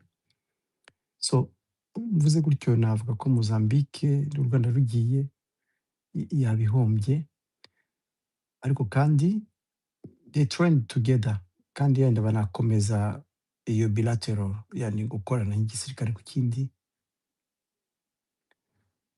Ariko ku byerekeye rero iriya site ya Cabodelgado hariya kuri iriya ruganda rwa iyo LNG liquefied gas, natural gas, abahomba ni na European Community n'Abanyamerika. Kubera iki? Kubera Total Energy Abataliyani baguzemo imigabane. It's almost the whole Europe urebye ko n'amafund uriya ni European banks zigenda bizifundinga n'iki. Abanyamerika ni Exxon Mobil, nabo rero barahomba cyane. So let's say yuko RDF bavuyeyo, we will expect ko bohereza NATO. NATO niyo yajyayo, European na ntuza n'Abanyamerika, gukorezaho NATO kugira ngo ishobore kujya Yes, gusecuringa area. do you think NATO would want to do such a job yo kurwana ahantu nka hariya? Birakomeye, simbizi kubera ko right now urebye ino situation y'ukuntu isi imeze n'iriya ntambara ya ntuza, I don't think so. So No. ndongera ngaruke rero mvuge nti sinzi, ndakeka ni Senyamwiza wabivuze cyangwa ni African boy wabivuze yuko no, they can't afford stopping ziriya fund. No way, they will not stop funding No, kiriya bikorwa. actually, we are together. They would want to stop the funds because they assume that they not assume, they know that Rwanda needs to stay in Mozambique for its own interest. Niho hantu barimo barashaka gukandira Yeah. for its own geopolitical interest. Bakavuga ati barashaka tugukureho to make your life terrible. But now Rwanda has shown that Rwanda would be willing to leave Urumva Mozambique. muri European Community through lobbies za bakongomani Tshisekedi bari divided ku byerekeye nk'ama sanctions cyangwa ibiki byose. This is I just call it cheap politics za EU. Kujya none se hari umuntu wimena inda hariya niho bahahira gazi y'Abarusiya, ntayo bakibona. Gazi babonaga ni iya Qatar, nayo kandi iraza kubura. Aha niho bacungiraga. Byagenda bite se, bizagenda bite? Hari indi kikereka bashoboye kubona yenda abandi, indi army iri disciplined, yenda niba ari uko gusa banze ko u Rwanda ruba ruhari, bagashaka abandi bantu bahashyira akaba aribo bagira icyo gikorwa, yenda icyo gihe babigira, ariko nabyo it's not easy. Uzise we are together kuri aho ngaho. Urabona u Rwanda ruramutse rupulinze, tuvuge nk'uyu munsi u Rwanda rugapulinga rukava muri biriya bice, ikintu cyakurikiraho bari abateroriste basubira muri iriya myanya u Rwanda rwaba ruvuyemo, cyane right? kandi cyane vuba cyane. Vuba cyane byatwara izindi mbaraga. Signa n'ubu baracyaharerega. Of course. Ariko ngo bateze ibico n'ibiki. Ariko noneho tuvuge bavuyemo burundu, u Rwanda rugapulinga rukavaho bakagenda handi hose batabahasubira, bigasubira nk'uko byari bimeze mbere. None remember bari leta ya Mozambique yari maze 5 years itahakandagira. Bari abaye nko mu kindi gihugu. Noneho kugira ngo nabo ba Europeans baze gushobora gushaka ikindi gihugu cyakora ako kazi, bitwara igihe kugira ngo mwumvikane n'icyo gihugu, kandi bigatwara n'andi mafaranga ashobora kuba na menshi kurushaho ngo mwahereze u Rwanda, sibyo? Erega hari ikindi mwibagirwa, kuki se Mozambique itavuga ati oya nta bandi dushaka, turashaka abaturi kumwe nabo? Kandi noneho ushobora no kuzana abandi bantu utari na sure ko bazakora akazi, of course, nk'ako abandi bakoraga. RDF yakoraga. Exactly. Kandi hari ikindi kintu hariya, hari ahantu Musimbuwa na Cabodelgado ukomeje iriya nzira ugera ku mupaka wa Tanzania biriya byihebe byaragiraga bitya bigitangira ibintu byose baturukaga hari ahantu so bikavuga yuko Tanzania na Mozambique bari bafitanye akabazo who's controlling what hari ubukungu bwinshi ku byerekeye gaze enda na oil so byavugaga yuko aba bantu bafite link muri Tanzania niho bajyaga bava bakaza so niyo babaga batewe barahungaga bakagenda bakajya hariya bakisha bivuga ko some Islamic parties ziri hano muri Tanzania zabaga ziba sponsoring ntibabikora rero igihugu cyabo kitabizi so kandi bose yumva bari muri SADC so niyo mpamvu SADC yari ifite ikibazo cyane between them bari divided kuko bamwe bari babizi abandi bakabyirengagiza kuntu bavuga kuntu none se ko South Africa u Rwanda rumaze kuza ko South Africa yaje kubera ko barafite ubwo bavuga bati iyi ni prestige yacu turagaragara nabi u Rwanda ruje rugasolva ikibazo tutitiriwe kuko bari na hariya South Africa yarakubiswe u Rwanda rugenda rubatabara so ariko se buriya ninde it's ufandinga politics ino organisation ninde ufandinga ino organisation ino y'abateroriste ya muri Mozambique because somebody needs to fund them ibi bintu by'abantu byaba Al-Qaeda byaba jihadiste byaba byose bimwe fandirwa n'abarabu ninde gapandingwa n'abangaba muri bihugu byabo twicayemo n'abanyamerika ndakubwira isi yarahindukiye nta kuri kukibaho urumva nibyo ngibyo abafandinga niba usanga bagira wakwibaza imyaka Somali imaze iri hariya ifandingwa nande Nigeria igihugu gifite petrol who's funding ntuza Boko Haram y'abongereza n'abanyamerika kubera iki kubera iriya petroli Shell irakomeye hariya kuriya petroli ya Nigeria so ibi bintu ni kwa kundi bandamayininga baradufatiranye abanyafurika ntitwumvikana ntidushyira hamwe so abazungu baraza bakatuvayidinga bagakoresha ibintu byose reba muri Sahel reba muri Chad ninde wishe Idris Deby abamwishe France ikoresheje his son as a puppet exactly barica se bagafata umwana agakomeza urabibona barabanza bakumvikana n'umwaka avuga ati tuzakorana gutya tukuriraho so bakamanipulatinga ko umwana aba afite iyo last yo gushaka ubutegetsi of course look what is going on in Mali muri Sahel hariya abafaransa baragiye babirukanye baractivinga terrorism cells we are together nanjye wanciriyemo gatoya reka nanjye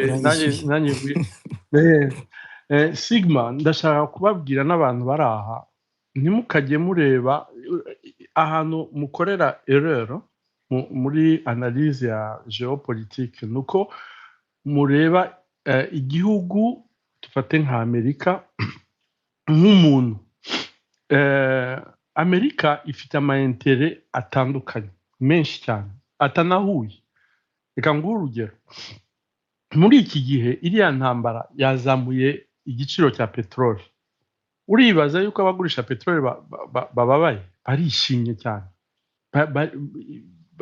abafite iyo bagurisha nk'Uburusiya cyangwa ahandi hantu nta ntambara iri hanyuma hakaba inganda zo zikora intwaro hariya muri Amerika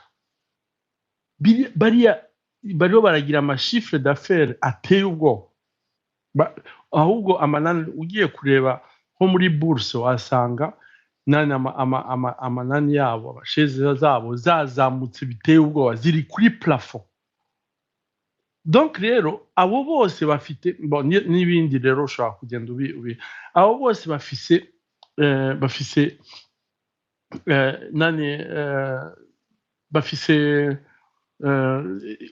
ukuntu bagiraho bakoraho pression umukuru w'igihugu cyabo Donald Trump bakalobinga, bafite abalobings nibo nashaka iryo jambo, nibo nashaka abalobing babo bagenda bakankuraje kandi bakapushinga abakuru b'igihugu kuri ibyo bintu. Nicyo gituma usanga wa wundi atanga ikibiriti cyo kwatsa umuriro ari nawe atanga amazi umupompe wo kuza kuyizimya, kuko bombi ugurisha ikibiriti n'umupompe bose barabihemberwa, bakeneye ko iyo ntambara ihaba.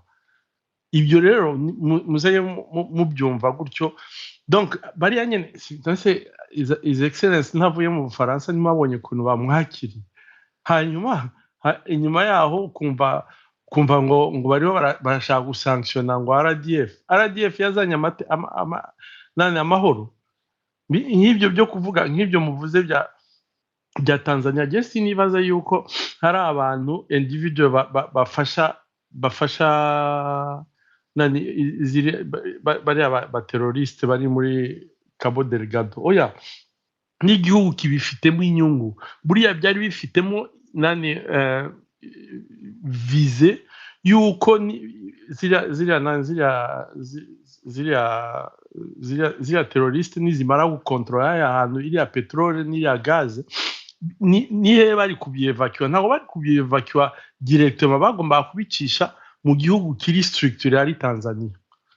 Donc rero nka Kikwete nkande bariya bose babifitemo inyungu, babifitemo calcul, bagira iki byose, niko en tout cas c'est mu gifaransa bavuga c'est de la bouillabaisse, vraiment ni bouillabaisse. Niko bimeze. urumva rero Urakoze cyane. Ni ibihugu biba bifitemo inyungu kuko nk'uko bisoreje babivuga, none se niba ba extracting hariya igera ku masoko mpuzamahanga iciye hehe, ibona licensing ibihe bihugu, bigenda gute? so Numva nabyo ni ikibazo wibaza. mbere ko duhe Didi ijambo, nagira ngo ndangirize ku byo nanjye kurangirizaho ubanza rero bahita watanze iwacu atara interrompa iriya Ansar al-Suna yo muri Mozambique, ahantu hose hagiye haba bari abajihadiste ntabwo bapfa kurangira. Reba igihe Al-Shabaab imaze, reba igihe Boko Haram imaze, maze urebe it's designed like that, bigomba kubaho. It's a kind of ni nka kuri FDLR imeze, babitiyeho babizi, bafite icyo bategura in long term. Yeah, Rubaita ukurikira Mr. Rubaita. Iguma uyatugeza muri konyumva. Turakumva. Mwa space ya katitse kare ya Frère Majesté nari ngiye kuvuga ngo Union Européenne ifite union izirika biriya bihugu, ikabizirika hamwe. Iriya union yabo irakomeye cyane, bafite amahame bagenderaho kandi baranatora, agira vote. Tujye dushimira ibyiza nubwo tujya tubanegura, ariko bafite union, vraiment bafite union européenne. Rero bibaye kumenya igitekerezo cyavuye kuri inde, cyavuye ku kihe gihugu. Nk'ubu ngubu iyo tuvuze ngo Union Européenne na Amerika bafashe sanction, ugahita kuvuga ngo se Union Européenne igiye nayo gushyigikira DRC cyangwa se igiye nayo guhana u Rwanda? Ese ni France? Ese ni ikihe gihugu mu by'ukuri? Biba bigoye cyane kubimenya kuko bagira parlement, bagira ibihugu, bagira vote, bagira ibiki, ntabwo wamenya ninde wabikoze. Bishobora no kuba uyu cyangwa bishobora no kuba uriya, ariko bo bagendera kuki? Baricara, buri muntu akavuga buri muntu akavuga. Belgique ikavuga ngo tubaye ibihano, wenda France ikavuga ngo oya kubera ko France total, ariko ugasanga biravuga tubaye ibihano, noneho bagahita bavuga okay dufite ibitekerezo bitandukanye, ariko noneho rero turi union. Njyewe yaranyirukanye mu Rwanda yamaye amasaha 28, ndashaka kumuhana n'umuvugira ko ufite inyungu zawe hariya, nanjye noneho inyungu zacu hagati yanyu namwe, mbese mbere na mbere bareba inyungu zabo, bakanatinya kurakaza umwe muri bo, bakavuga ngo hari ababyemera batabyemeye. Nk'ubu ngubu kuri Amerika urimo kwitwa Donald Trump, abaeuropeye bishize hamwe baravuga ngo oya ibintu bya Trump ntabwo tubirimo, muri rusange Rubayita ntabwo tubirimo. Yego Rubayi, sorry, aravuze ngo yego sanctions European Union, yes, ibyo ni ibintu bamaze igihe badisikasinga n'iki, ariko muri biba byerekeye ibya Mozambique ndakeka yuko ari lack of funds cyangwa kubera the situation isi yose irimo na European Union irimo, ubanza ariyo mpamvu bashaka kugira, ntabwo batomora ngo bavuge ngo ni sanction. Oya si gukosora ni ukugira ngo mvuge gusa. Uretse gato urabona abafite inyungu hariya muri Cabodelgado ni Italy, ni France na Amerika, ariko ntabwo hagarukira aho ngaho, kuko biriya amasosiyete multinationale hagiye birenge ibihugu bitagaragara, ariko ugasanga buriya bufasha buturuka muri Union Européenne, kandi bigaragara mu nyungu hariya turabizi. Mbere abantu bari develope cyane ikintu bita Union, kugira ngo ushobore nawe n'ibindi barukoze nyine uhagurukira rimwe kumenya ninde numenye wagize inama ngo bagukubite ninde, ntabwo umumenye, ku buryo udashaka kuvuga ngo n'uyu cyangwa n'uyu, none kugira ngo bashobore kwako Afrika yo ni yarabana ni poto, ariko kwihesha agaciro no kuvuga ko warazamuye wishize hejuru ku buryo bakenera okay mukozi yibereka tuvuga Cabodelgado Amerika ifite ku Rwanda mu kazi. Wait, check your network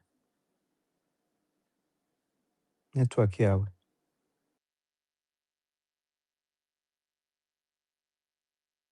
Rubayita ntabwo turi kumwumva, ndabona asa nkaho gifite ikibazo cya network. Ubwo namanuka aze kongera kugaruka kugira ngo tuze kumwumva neza. Yes. Rubayi, Reka tube tugeze. Rubayi, ntabwo tugire aze kongera agaruke, nibyo byiza kuko ntabwo twumvise ibyo yavugaga. Mais ya entre temps tugiye kumva Didi. Good morning, Didi. Good morning, my people. How is it going? It's going well. How are you doing? Not bad. I just woke up to the news that Rwanda is set to withdraw from Mozambique. If the EU stops the funding, it looks like a tic-tac situation where EU is threatening ariko Rwanda. mwavuze mu Kinyarwanda cyangwa mu Gifaransa. Okay. Urabona nyine iyo iri gushaka gukoresha iterabwoba RDF nani u Rwanda ngo bazahagarika miliyoni 20 abafundingaga. What is your take on this, and how can you relate this to the Congo war? Do you think it's a retaliation? Do you think it's a punishment? What do you think? A very good question. Reka ndagerageza kuvuga mu Cyongereza noneho iwacu heza. Uvuga mu Kinyarwanda dore abantu. Maze iwacu heza agende yiyahure ntacyo. iwacu mon frère. Argument yanjye uyu munsi ngiye kwimanika. aya ntukimanike grand frère, non jamais. Muzi ko warokotse kugira ngo amateka uyavuge ti na ti bangarande baroba ti na ti. Sigma, Yes, sir. isi iri guhinduka kandi iri guhinduka muri pace idasanzwe. Um, twese hano tuzi ko the west, iyo tuvuga the western bloc, niyo yahoze icontrollinga economic powers mu gihe kirekire cyane, ariko bisa nkaho ibintu biri guhinduka. Aba economist bishyira hamwe ku kwemeza ko the eastern bloc cyangwa global south, ariyo Marco Rubio arimo avuga, irimo irahindura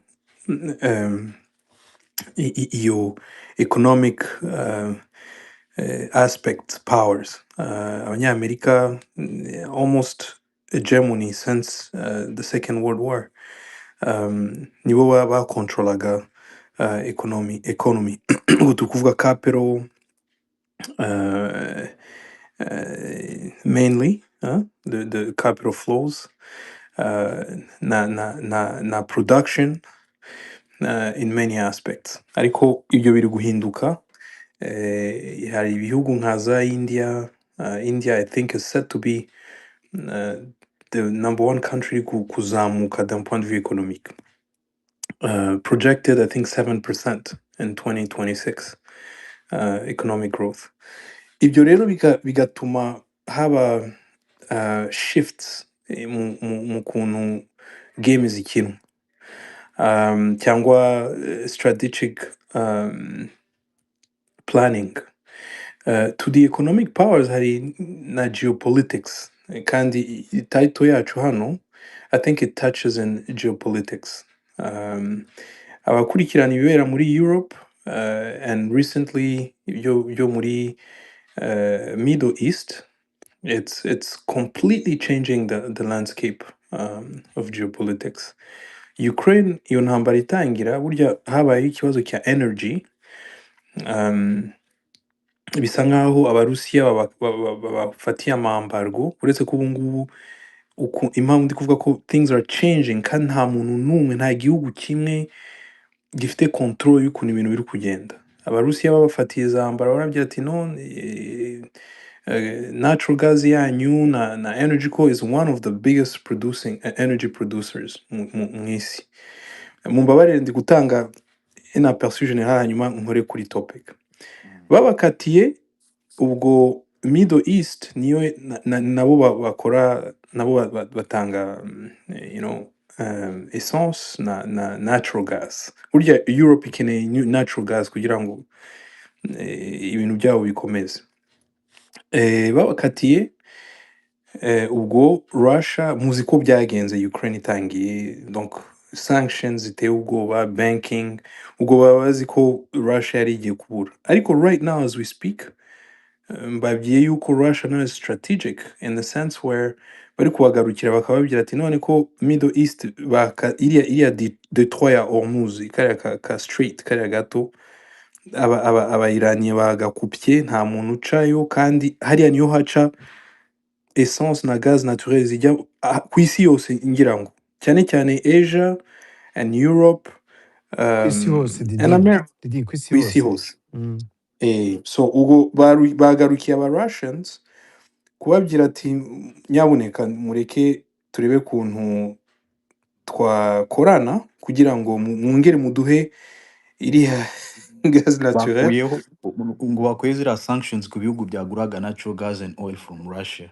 Exactly, and that's the first point I'm making. Things are changing so fast, and ikindi kintu twebwe abanyafrika rero noneho ngende muri Uvuze ngo topic nashaka kuvuga na uvuze ngo demographics which is also an important Trump made point. a call to Putin avuga ati He has to. He has to. zana He has kandi no mu choice. madolari cyangwa mu marubre aho uko ushaka kose tu ariko uzizane. Things are so bad that ndibaza kurira mu Rusiya ari wabwira ati ndashaka ko musayininga contract y'imyaka 500 ko mutazongera kwigira uko mwigira all the time. Europe is also realizing ko nk'indambara yo muri Middle East abanyamerika kera burya iriya OTAN bajyaga inama baricaraga bakaganira bakavuga ati reka twumvikane ukuntu turi comment on va jouer iyi game barajyanaga ariko quand Marc Rubio est allé là-bas burya yarimo ashaka kubamadua ariko c'était aussi un signal fort chacun pour soi Dieu pour tous donc n'iriya change narimo mbabwira ibintu birimo birahinduka kandi burya iyi ntambara yo muri Middle East, it affects Europe much more than it affects America. And America wins in, I think from a security perspective, even though we can argue, short term, basangaho, they are leading the war. Ariko abanya-Européens, they're suffering. They are suffering. Donc, le prix de everything is going to go up it's going to skyrocket and it's going to have effects that are going to be lasting. Ntabwo ari umwaka umwe, ibiri, itatu. And that's going to be very, very problematic for the Europeans. Noneho sasa tukajya muri Afrika. Umuntu ngo ndi kubeshya ashobora kuza akanyomoza nta kibazo. Yes, my brother. ukiri aho ngaho reka nkubwire abana ibyo uvuze ni right. Europe is suffering the most kubera we are together. This is the beginning. yes, it's the It's beginning going of to everything. hurt. Kubera ko Yes. nta gihugu giproducinga petrol muri Europe nta na kimwe. apart Norway ifite reserve nyinshi ya petrol. Umva ukuntu babaye strategic, bamaze imyaka igeze kuri 5 bayifunze bata exploiting, baragurishije bara exploitinga, babika amafaranga for the future. Petrol sigaye bayibika for the future generation. Urumva ko they have been strategic, bararebye ukuntu isi igenda imera. Ubungubu bagiye kongera gucukura bafashe bene b'abazungu hari. Ariko iriya gazi ya Norway muzi n'ibindi. The world is addicted to energy. Yeah. It's an addiction. Mbese le monde entier le monde entier is addicted to energy. There's no way we can function without energy. And this is where I want to tie this Cabodelgado in Mozambique threats. I'm yet to nahoze nsoma ariko ntago ndasobanukirwa neza burya abanyafrika kandi natangiye mbabwira ibya Russia, so maybe Africans can also learn. We can have, because Africa is one of the continents that's very dependent on foreign aid. Ugiye kureba ibintu turya, ibintu byose biba biri imported, biva hanze bikagera iwacu. Noneho another issue n'ibihugu nk'u Rwanda is landlocked. Ku buryo on est obligé de travailler avec les autres. And the biggest challenge abanyafrika tugira nuko tutarasobanukirwa the importance of having an African energy plan, an African security plan, an African you name it, production plan, etc. Biragoye cyane ku buryo usanga dukubitana, tukagongana imitwe, ukabona ubundi we should be able to understand that kubera amateka yacu na rusange ariko n'ibihugu individually, kugera ahantu twumva ko if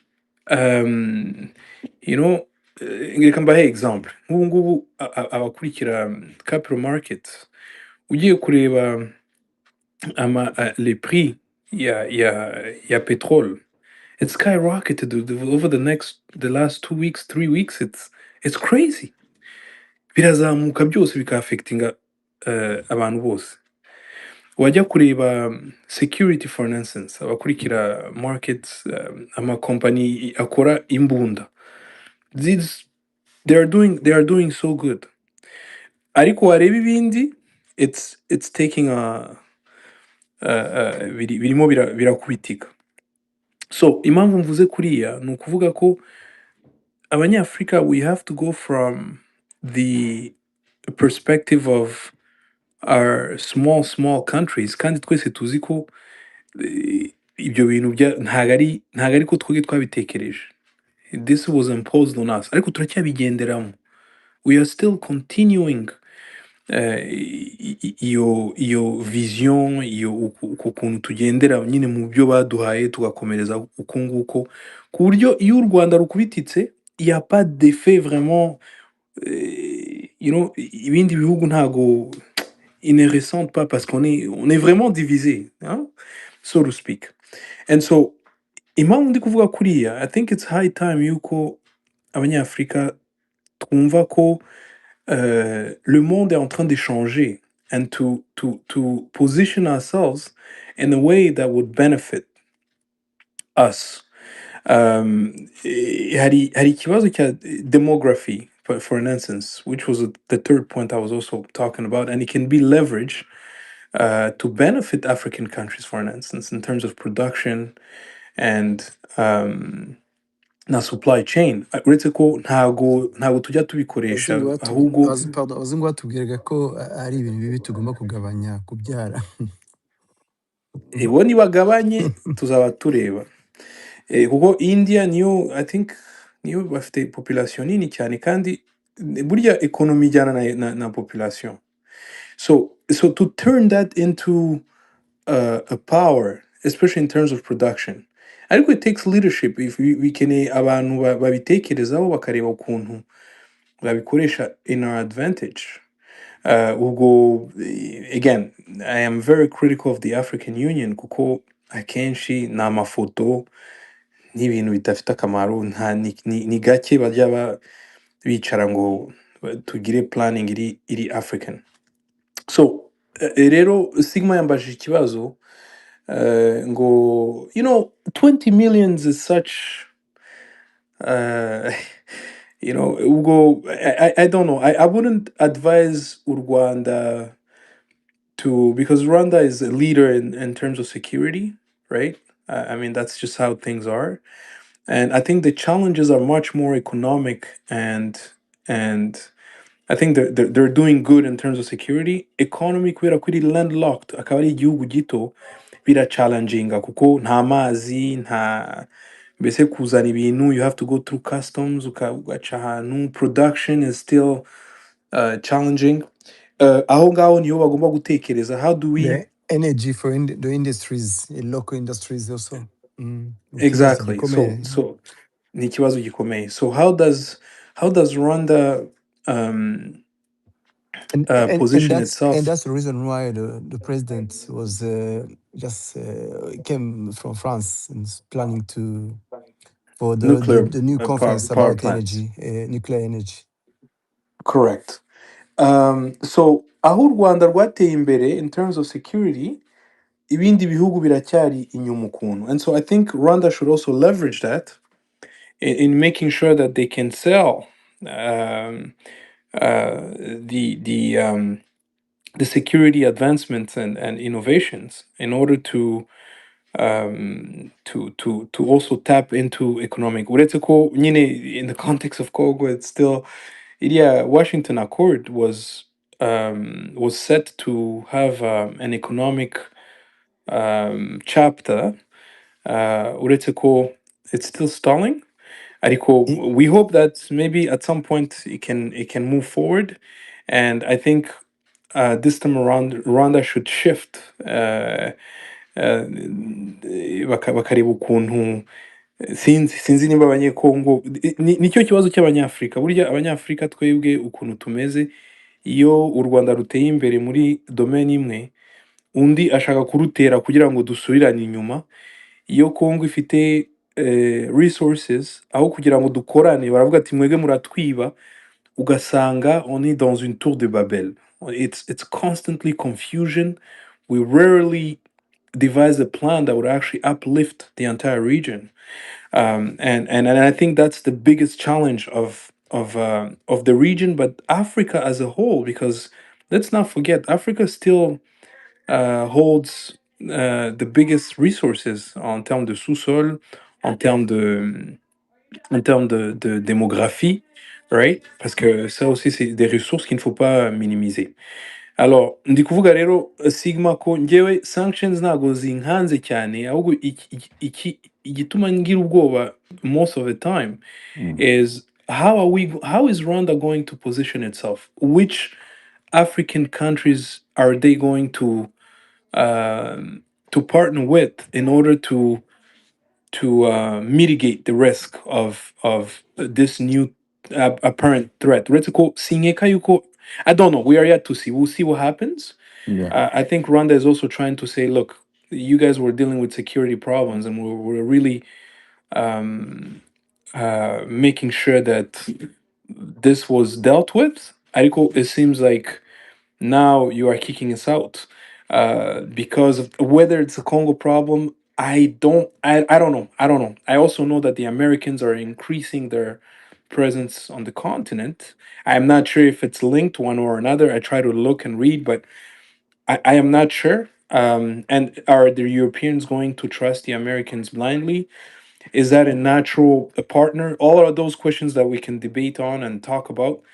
As for me personally, I think if I was an advisor, I think my concern would be, yes, of course, you always have to use your strength, and in this case is security.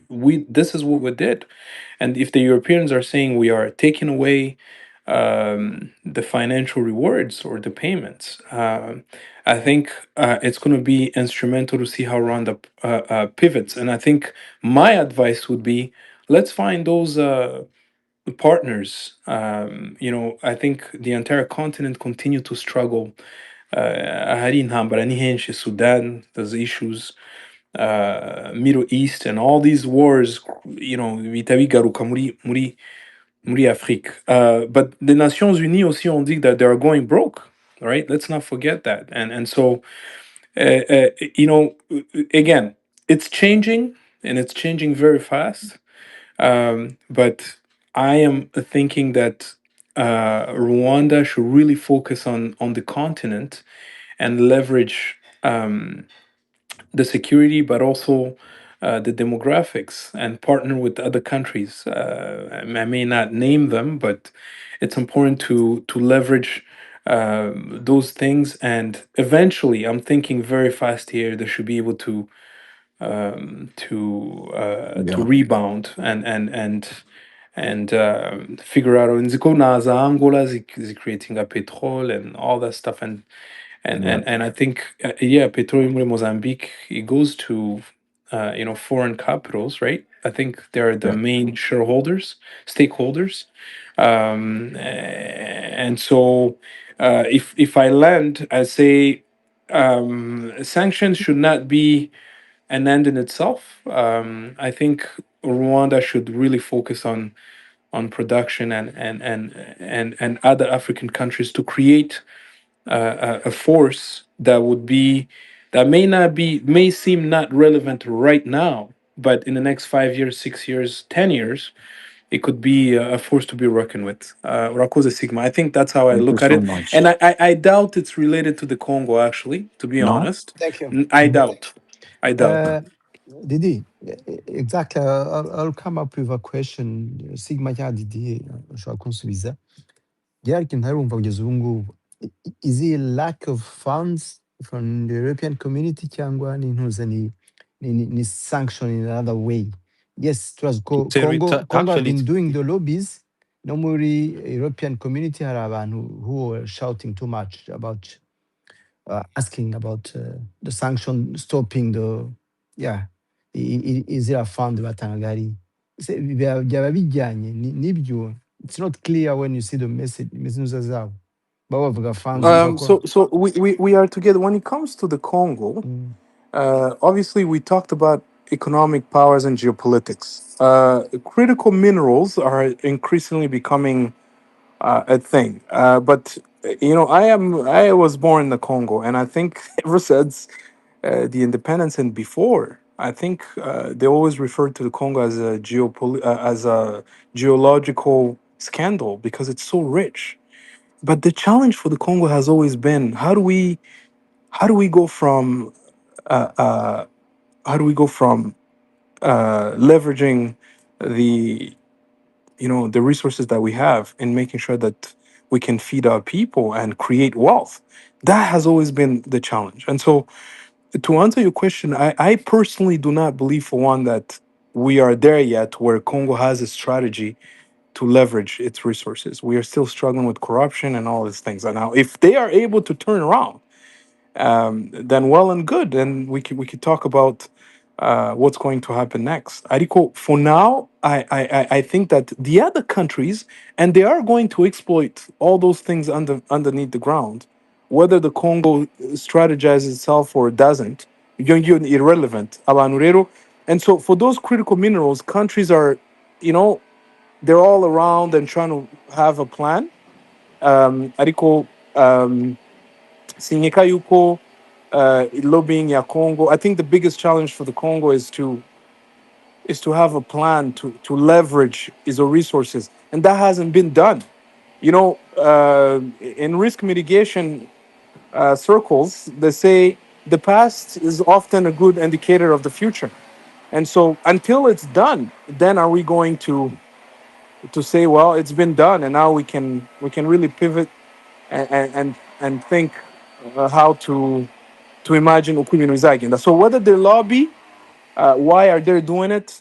I think for me, when I analyze, I don't think it's for the right reasons because the amount of money that they've spent on war and the war that they're not winning and scapegoating and propaganda, that is an indication itself that they are not strategically preparing themselves for what's coming. To me, if you ask me, because if they're smart enough, they'll say, hang on for a second, instead of doing this way. So they are just, I don't know.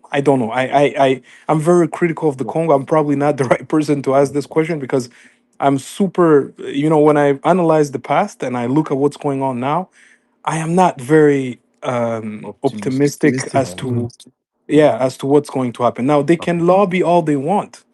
They can lobby You're again. We not were saying alone that things are, on pessimistic, not. I mean, after living such a life in the Congo, I mean, everybody is pessimistic at this point because, like, there have been a lot of things that gone wrong over the years. So, anywho, thank you so much, Didi. But to answer, like, real Thanks, quick, Izzy. Mm. on your question, we are together before we take in K Clement. Um, I think first of all, I think the publication from the minister of the foreign minister of Rwanda is not final. He did say that it's a conditional message. He said if the funds were to be halted or stopped altogether, Rwanda would, without question, stop its operation in northern Mozambique. So there is a condition. So it's Yeah, not but there final were yet. nothing like if you sanction Rwanda, that First of all, I don't think these are they're sanctions. not I think it's a sanctions. form of Yeah, I think it's a mm, form of retaliation. exactly. Of they want, like, I don't know, like for some reason they think the M23 is actually preventing them from having their interest in the east, and they blame it on Rwanda. So they retaliate on halting the funds that were supporting the operations in Mozambique, which again I think is a test on how Rwanda is willing is gonna how Rwanda is gonna behave in this whole situation. If Rwanda stand its ground and refuses, and maybe as they did today, I think they're not going to hold the 20 million euro. It's European I mean, politics. it's and it's risky for them. I think it's so It is risky for risky. them. Who's benefiting? Who's Exactly. benefiting of? Who earns more in this Yeah, who else Mozambique more? If operations? it's not the Americans in the European Union. Anyways, Anyway, let's thanks. take reka dufate Clement ke Clement noneho abandi ndabona bagiye turongeye gukomeza tuganira ke Clement twakora iki? mwiriwe mwese. mwiriwe mwaramutse. Okay, murakoze kumpa umwanya, Mm. ndabashimiye ku kiganiro cyiza mufite. Mbere ngiye yuko ntangira ndabona tayito ndakeka ishobora kuba itanditse neza. Kamere kuri ako ngako.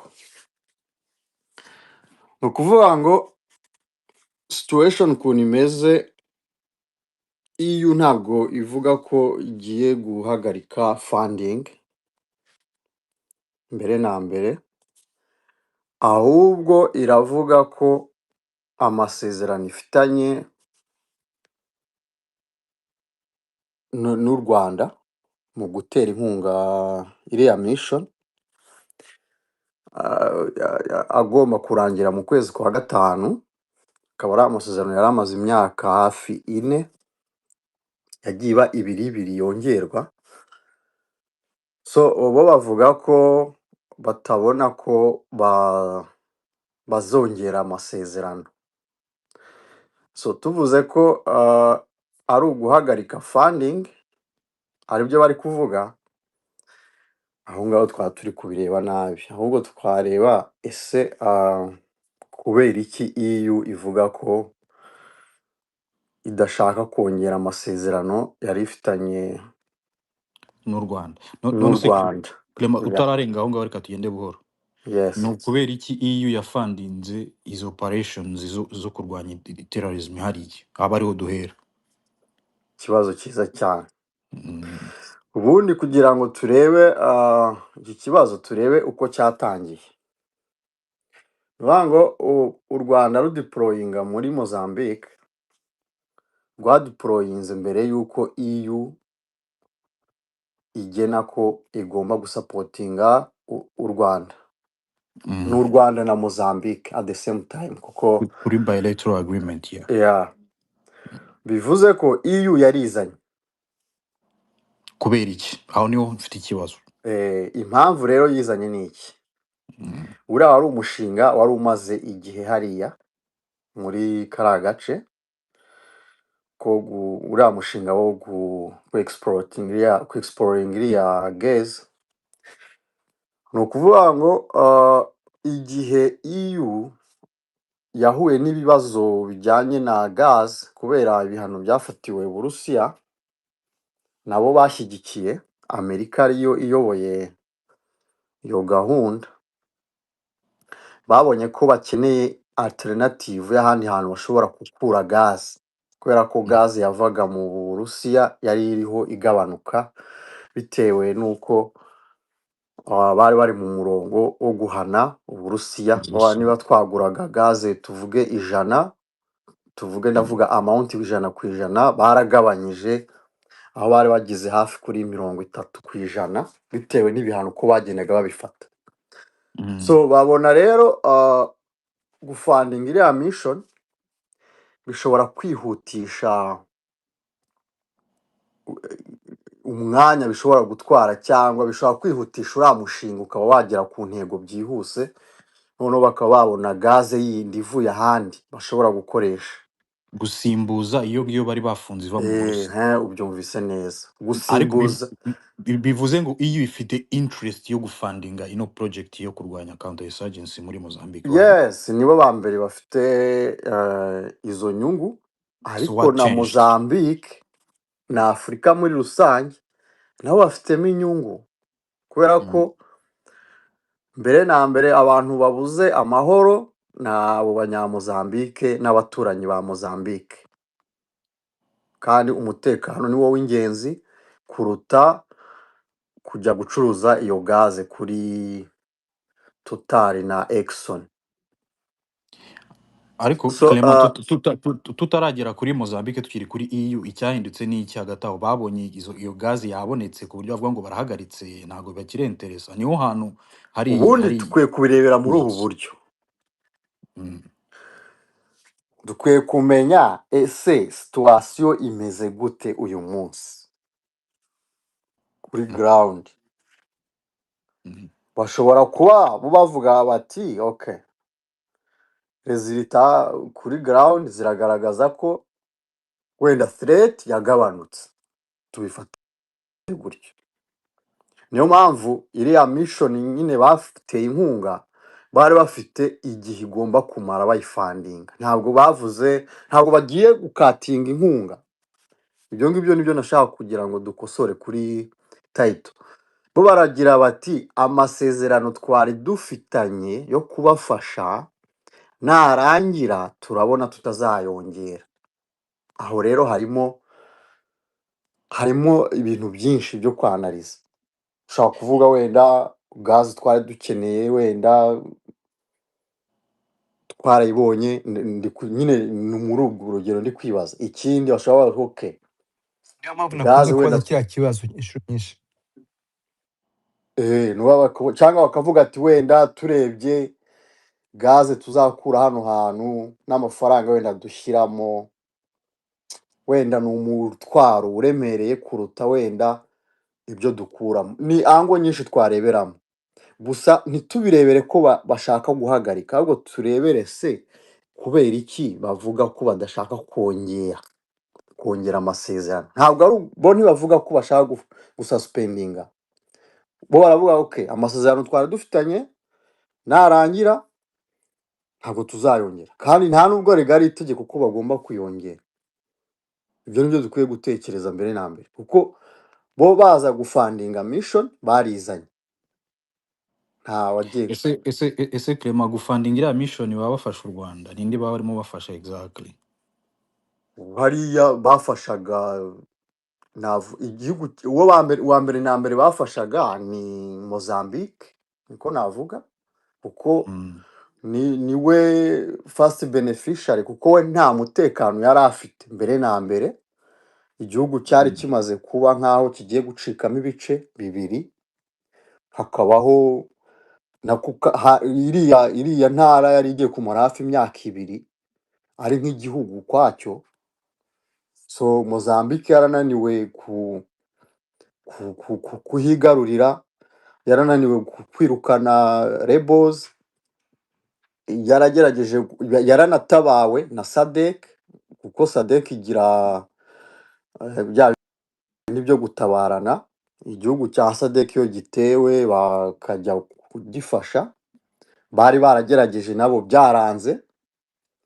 So u Rwanda na Mozambique baza kumvikana gukorana, bakaba bagarura amahoro n'umutekano muri kariya gace. Ikindi twakwibukiranya, EU yaje n'ubundi mission isa nkaho igezemo nko hagati, akazi kari kamaze kuri ground, hari kugaragara results by'u Rwanda ruri gukora biratanga umusaruro, kandi u Rwanda rumaze kugerageza guhashya biriya byihebe. So EU iza nyuma, ahubwo twari dukwiye kurebera ese kubera iki EU naho yaba tuvuge ikuramo inyungu, kubera iki katureke wenda Mozambique nk'igihugu cyari gifite ibibazo by'umutekano. Ese abanyafurika bari ku mugabane umwe na Mozambique ko ziriya ari inyungu z'umugabane muri rusange? Ntabwo Total na Exxon, ntabwo iriya gazi bayitwarira ubuntu. Icyo nicyo dukwiye gutekereza. Hagomba kuba hariho amasezerano ya Total na Exxon bafitanye na leta ya Mozambique, kuko ntabwo bizanye gucukura gaze gutyo gusa nkaho ari igisambu kitagira nyiracyo.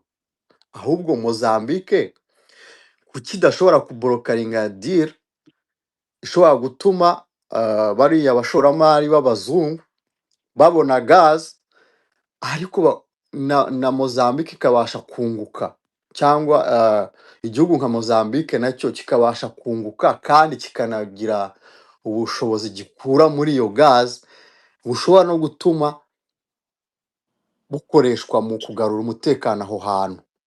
Jewe mu mboni zanjye ntabwo mbona ikibazo kuri EU, kubera yuko EU iri muri business, katubyite gutyo. So Ahubwo wowe ni ukuvuga ngo utararenga aho ngaho, ni ukuvuga ngo niba numvishe logic ugenderamo, ni responsibility za government of Mozambique gushaka replacement funds izo ngizo ziramutse zigiye then na niko mbere nicyo byaba yuko bivuze. utangiza iyo bilateral n'u Rwanda Mm. mwakabaye mufite how will we fund this Izo operations I agree. mbere Eh, yuko EU yaba Amerika yaba any other undi muntu mbere yuko aza ntabwo aza kuko agukunze aza kubera icyo akuramo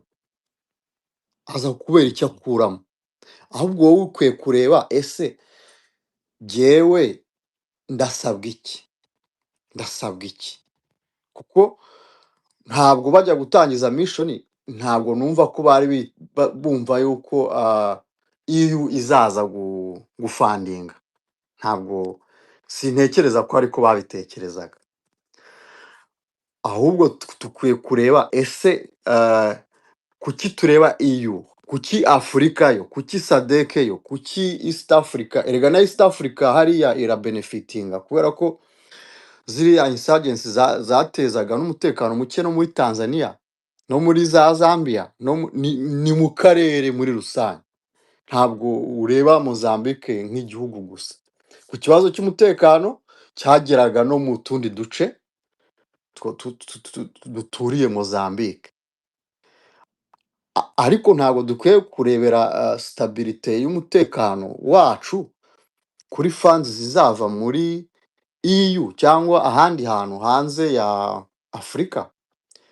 aho ngaho Clement, tutarakomeza I Yes, agree.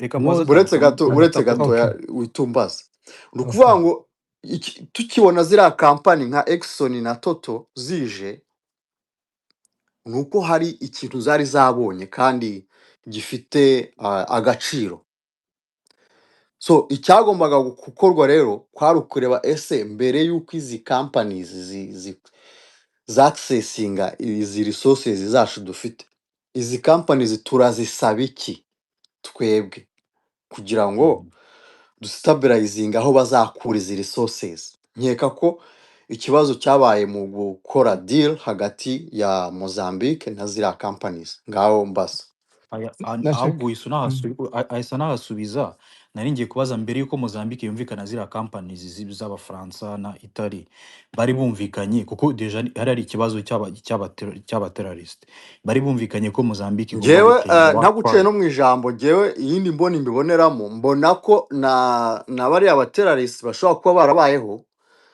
ah, bifashijwemo wenda n'abafite inyungu muri ziriya companies kugira ngo bavuge okay hari ubuki mpabona kubutacingaho ndabona bigoye sibyo bashobora kunshyiraho umutwaro munini kugira ngo mbukoreho ariko reka mfandinge wenda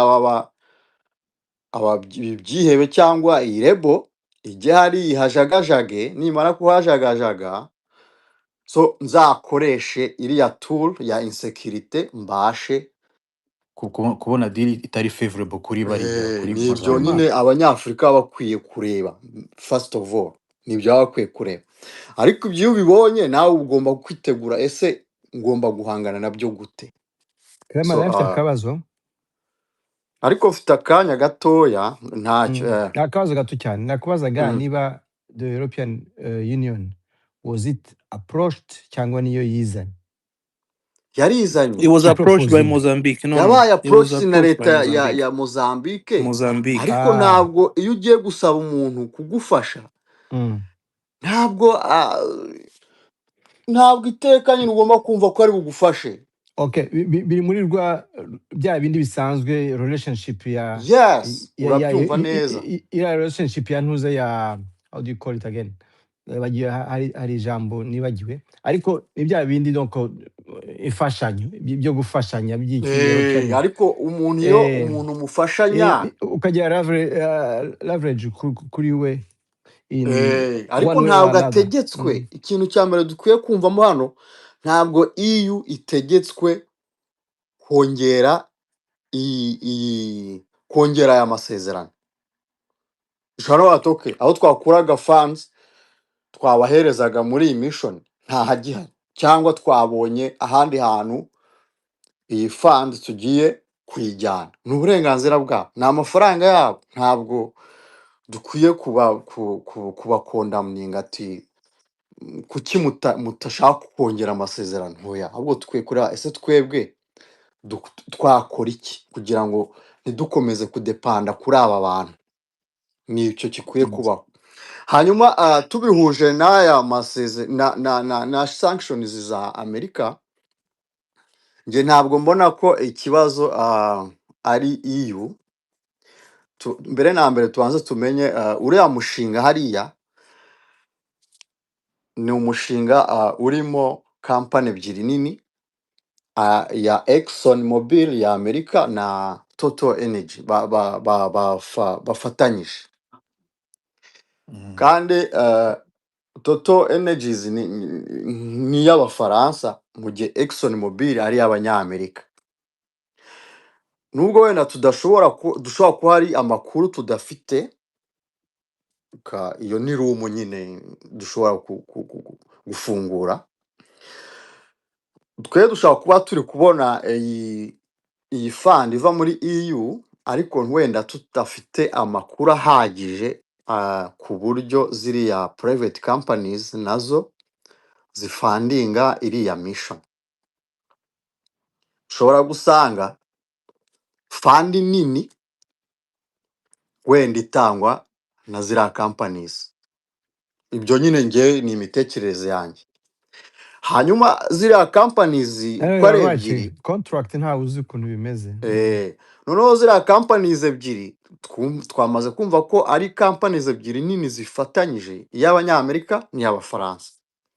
Kandi ibihano bya Amerika bikaba bivuga ko umuntu cyangwa kampani w'Umunyamerika ntabwo yemerewe kugira ikintu na kimwe akorana n'ibikorwa birimo Rwanda Defense Force. So ushobora no gusanga EU nayo yararebye ikavuga ati ko twatangaga miliyoni 20 z'amayero, kandi wenda iyi mission kugira ngo ibe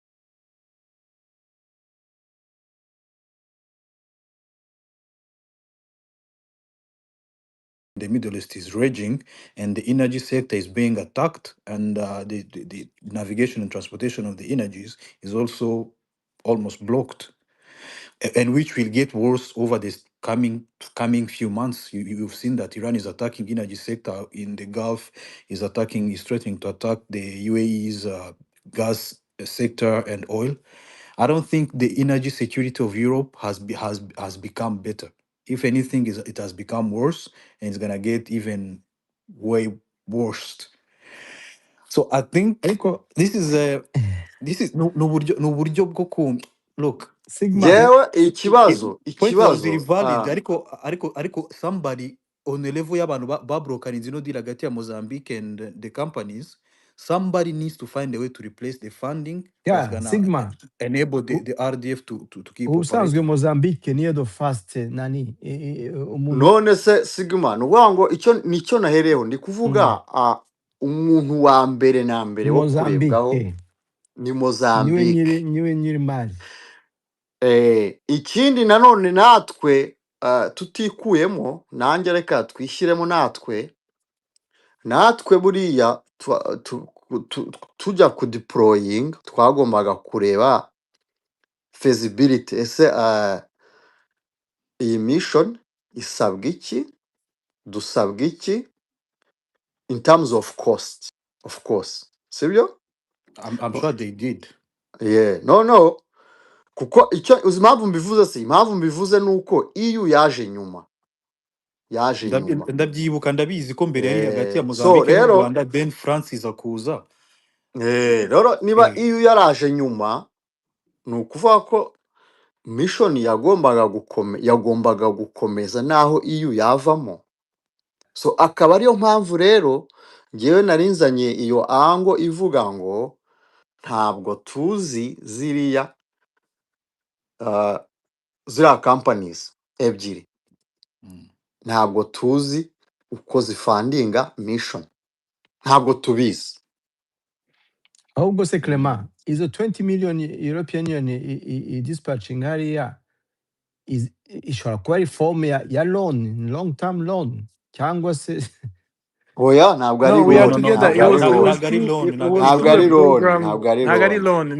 Ni through the European peace um the is it a peace agreement grant? of sorts. Is it a grant? No, it's Oya, it's an initiative. Eh, bayita European Peace Security. There you go. okay.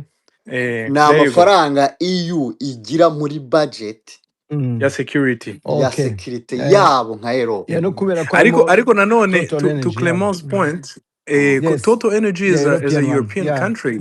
Yes. So kubera ko ils desservent une clientèle majoritairement européenne. Ubwo European Union, they pay tax, they create jobs.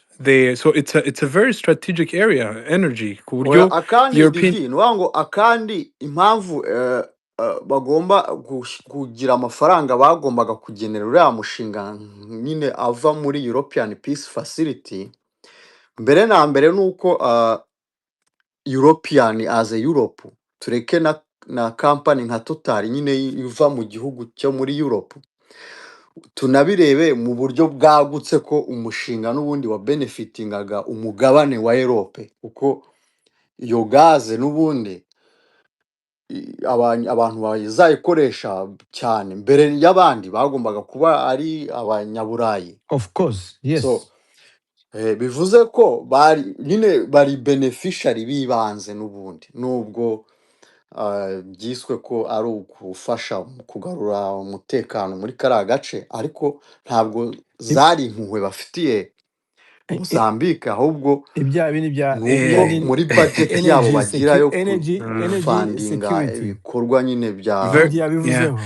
bya ziriya polisi yabo ya nunganira Clement, my brother Clement yavuze ikintu kiri very important. Burya abanyarwanda RDF uko yisanze muri iriya project nuko Mozambique, it was a state to state arrangement. Siko nkuko iriya proje irimo aba European, ikabamo na Exxon Mobil, ikabamo n'abanyafrika. Burya Clement yavuze ko na Mozambique benefits from this exploitation, right? So yavuze akantu kari very key, numva ko kafite is very very very instrumental kuri topic turimo kuganiraho.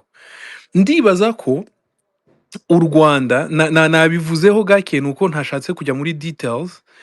You can still leverage, ushobora kubwira ba nani ukavuga ati reka twumvikane this 20 millions reka bayagumane, ariko because you understand that we were important, because in the first place ni mwebwe mwatuzanye hano. Nge navuze African strategies, nibyo navuzeho, aho kugira ngo dukomeze kudependinga na Clement yabivuzeho u Rwanda rwavuga ati give us 5% 7% share of the entire project over the next 15 years, right? So you can always negotiate with African partners mu buryo kandi ibyo birashoboka. Ibyo birashoboka kuko umunyafrika azabyumva kurusha uko muri European. Njye navuze ko my argument was I really don't know what's happening nubwo bishobora guhinduka kuko this mission was set to expire, I think, I can't remember, in 2026 at some point. Ndibaza ko Clement yabivuzeho. It had to expire. So in any case, bagomba kwicara bakaganira bakavuga ati, do we renew it? Do we end it? So u Rwanda narwo rufite legitimate security concerns that they cannot ignore. Ndibaza ko President Kagame yavuze between a sanction and a survival, the choice is clear. Kandi ibyo birumvikana nabo barabyumva. Ariko bitavuze yuko you have to ignore completely the economic repercussions of a world that's changing rapidly. And so njye ndumva ko u Rwanda rugifite leverage rushobora kuganira with African partners. I don't know which other African country benefits from that, but I know there is, right? And then from there, go and say, you know what? Let's have a 5%, 6%, or 10%, whatever the negotiations could be, and deal directly with the African state or African region. Kugira ngo your production ikomeze na akazi gakomeze from the security perspective, noneho with economic benefits ku Rwanda zitari necessarily linked kuri European Union. And then Erega Didi, now Didi, nanone importance ya African voice kuko akenshi usanga u Rwanda rwanditse in their own name, ariko I think that it will be much more efficient bagiye bicara abantu bakicara bakavuga ati muzi n'ibindi, this will affect all of us. If Mozambique doesn't benefit, then automatically Rwanda is not going to benefit. If Rwanda does not benefit, then where are going to be the repercussions? And have an African narrative. Nicyo njye ntekereza ko kibura kuko akenshi ugiye kureba fundings, even the African Union is still funded predominantly by ariko Europe, and that is Didi, archaic and it doesn't benefit Africans, and I think it's high time yuko iriya narrative hinduka abanyafrika bakavuga ati, you know what, it's been going this way, let's dukore bilan, what has happened, how are we improving, instead of continuing fragmentation. Let's have a voice that's increasingly, ariko biragoye nyine, but it's going to take leadership. Kandi baza yuko u Rwanda is capable none se because nkubajije wenda gatoya nihuta wenda na Clement kumva asa nkaho afiteho information nyinshi between the deal of Mozambique and njye this mfite iminota ibiri energy. ariko iminota ibiri ndaba ngiye. aba ari reka ubanza kuko Clement avuge niwo wagejeje hano Sigma. uzi ni ikibazo ahita avuga between Mozambique and na zino companies igihe bavuze ngo bagiye ku extractinga iriya gas, I'm sure barebaga ikibazo cya security cyari gihari mu gihe basinyanaga izo contract, who was going to be responsible of ensuring the security and the delivery of the energy to the markets. Kuko by acknowledging that Mozambique could not do the job by themselves, you know, munagomba kumenya, then we know who's going to be responsible of replacing the funds that Rwanda needs to operate. What do you think? Ubaje ikibazo cyiza cyane, ni ukuvuga ngo icya mbere Mozambique yari ibangamiwe ku kibazo cy'umutekano. Tubanze mbere y'uko tujya kuri nuze ishu ya gaz, tubanze turebe ikibazo cy'umutekano muri rusange. Mbere na mbere igihugu cyari kisa nkaho gicitsemo ibice. Mozambique yasaga nkaho igiye gutakaza ubutaka bw'igihugu cyayo. Urumva yari iri kuri pressure icya mbere. Njyewe ni mu mboni zanjye, iyo pressure yari iriho yo kugarura umutekano kandi ibona byaranze, kiriya kibazo cyagiye kumara hafi imyaka 4, kari agace itabasha kugakontorora. byari byarangiye kari agace bari bagafashe. gasa nkaho kagiye. Urumva nk'igihugu cyarashakishije uburyo ki cyakwirwanaho, kigerageza sadek iragerageza nko mu myaka nk'ibiri biranga, ibona ko bikomeje kunanirana. Sinzi umuntu ushobora kuba waregereye Mozambique akayereka ko ishobora kujya kureba u Rwanda ko uko rwabafasha mu bundi buryo. Urumva Mozambique mbere na mbere niyo yari ibangamiwe. Noneho ngewe uko mbireba mbona ko Mozambique umuntu yaporocingaga ikintu yashyiraga ku meza cya mbere, mbona ko yerekanaga iriya poroje. Niko nge mbibona. Nko kuvuga toke, urabona mfite inyungu ziri hari ahantu, kandi nimbasha kuhagarura nkabona umutekano tuzunguka gutya gutya gutya gutya gutya. Nkeka ko ariko ushobora kuba yaraporocingaga abantu ishaka ko bayifasha. So bivuze ko ibijyanye na funding z'ibikorwa byagombaga gukora, umuntu wa mbere wa proposaga uburyo bigomba kuboneka yari Mozambique uko muri reality. Kuko urumva yerekaga umuntu ko ngwi muri reality urumva muri responsibility za leta niko byagombye kuba bimeze, ariko ntabwo yari bishoboye. Noneho nkibaza abo baje kuyicukura bumvikanye iki na Mozambique, ninde wagombaga kuzana umutekano mu gihe ko babona ko Mozambique itashoboye kuyizanira? Ni ikibazo cyanjye nyine gishingiye. niho nari ngiye kugera. Rubango Mozambique yajyaga kudiringa n'umuntu uyifasha, imwereka ko ibyo bintu izabihandoringa, izabikavaringa, ariko nayo yagenderaga ku masezerano ifitanye n'abari abantu. Bari abantu nyine baje bafitanye diru y'iriya gaze, kuko yumvaga ko ariho hari ubushobozi, nibo bagombaga kuyiha ubushobozi. Kandi nanone nta nshingano ziriya kampani nka private companies, nta nshingano bari bafite yo gushakira Mozambique umutekano, kubera ko bo bafate nk'abantu b'abacuruzi baje gucururiza muri icyo gihugu. Inshingano ya wowe Investing. wowe aba investor ntabwo bagomba kugira uruhare mu kuzana umutekano iwawe. Wowe uzana umutekano, then investors bagakora. Noneho ahantu ikibazo kigoraniye ni uko investors baje kugira ijambo ku kibazo cy'umutekano w'igihugu baje kwinvestingamo. Aho niho bigoraniye. Niba munavuze ati mwebwe nubwo muri kureba iriya EU, iriya fund ya EU, njye ntabwo ari ndi kubirebera, ahubwo ndi kubirebera ku ruhare rw'iriya kampani ya Amerika iri muri iriya deal. Niho njye ndi kubirebera. Ariko se Clement, even that fund 20 million for a country which is going to extract gas ya 20 billions, please. Over 20 billions vuga over. Ntibishoboka ko igihugu cyabura aya mafaranga kugira ngo gishobora Rero gusecuringa ntabwo security dukwiye kubireba yacyo. muri iyo Iyo angle. byumvikana.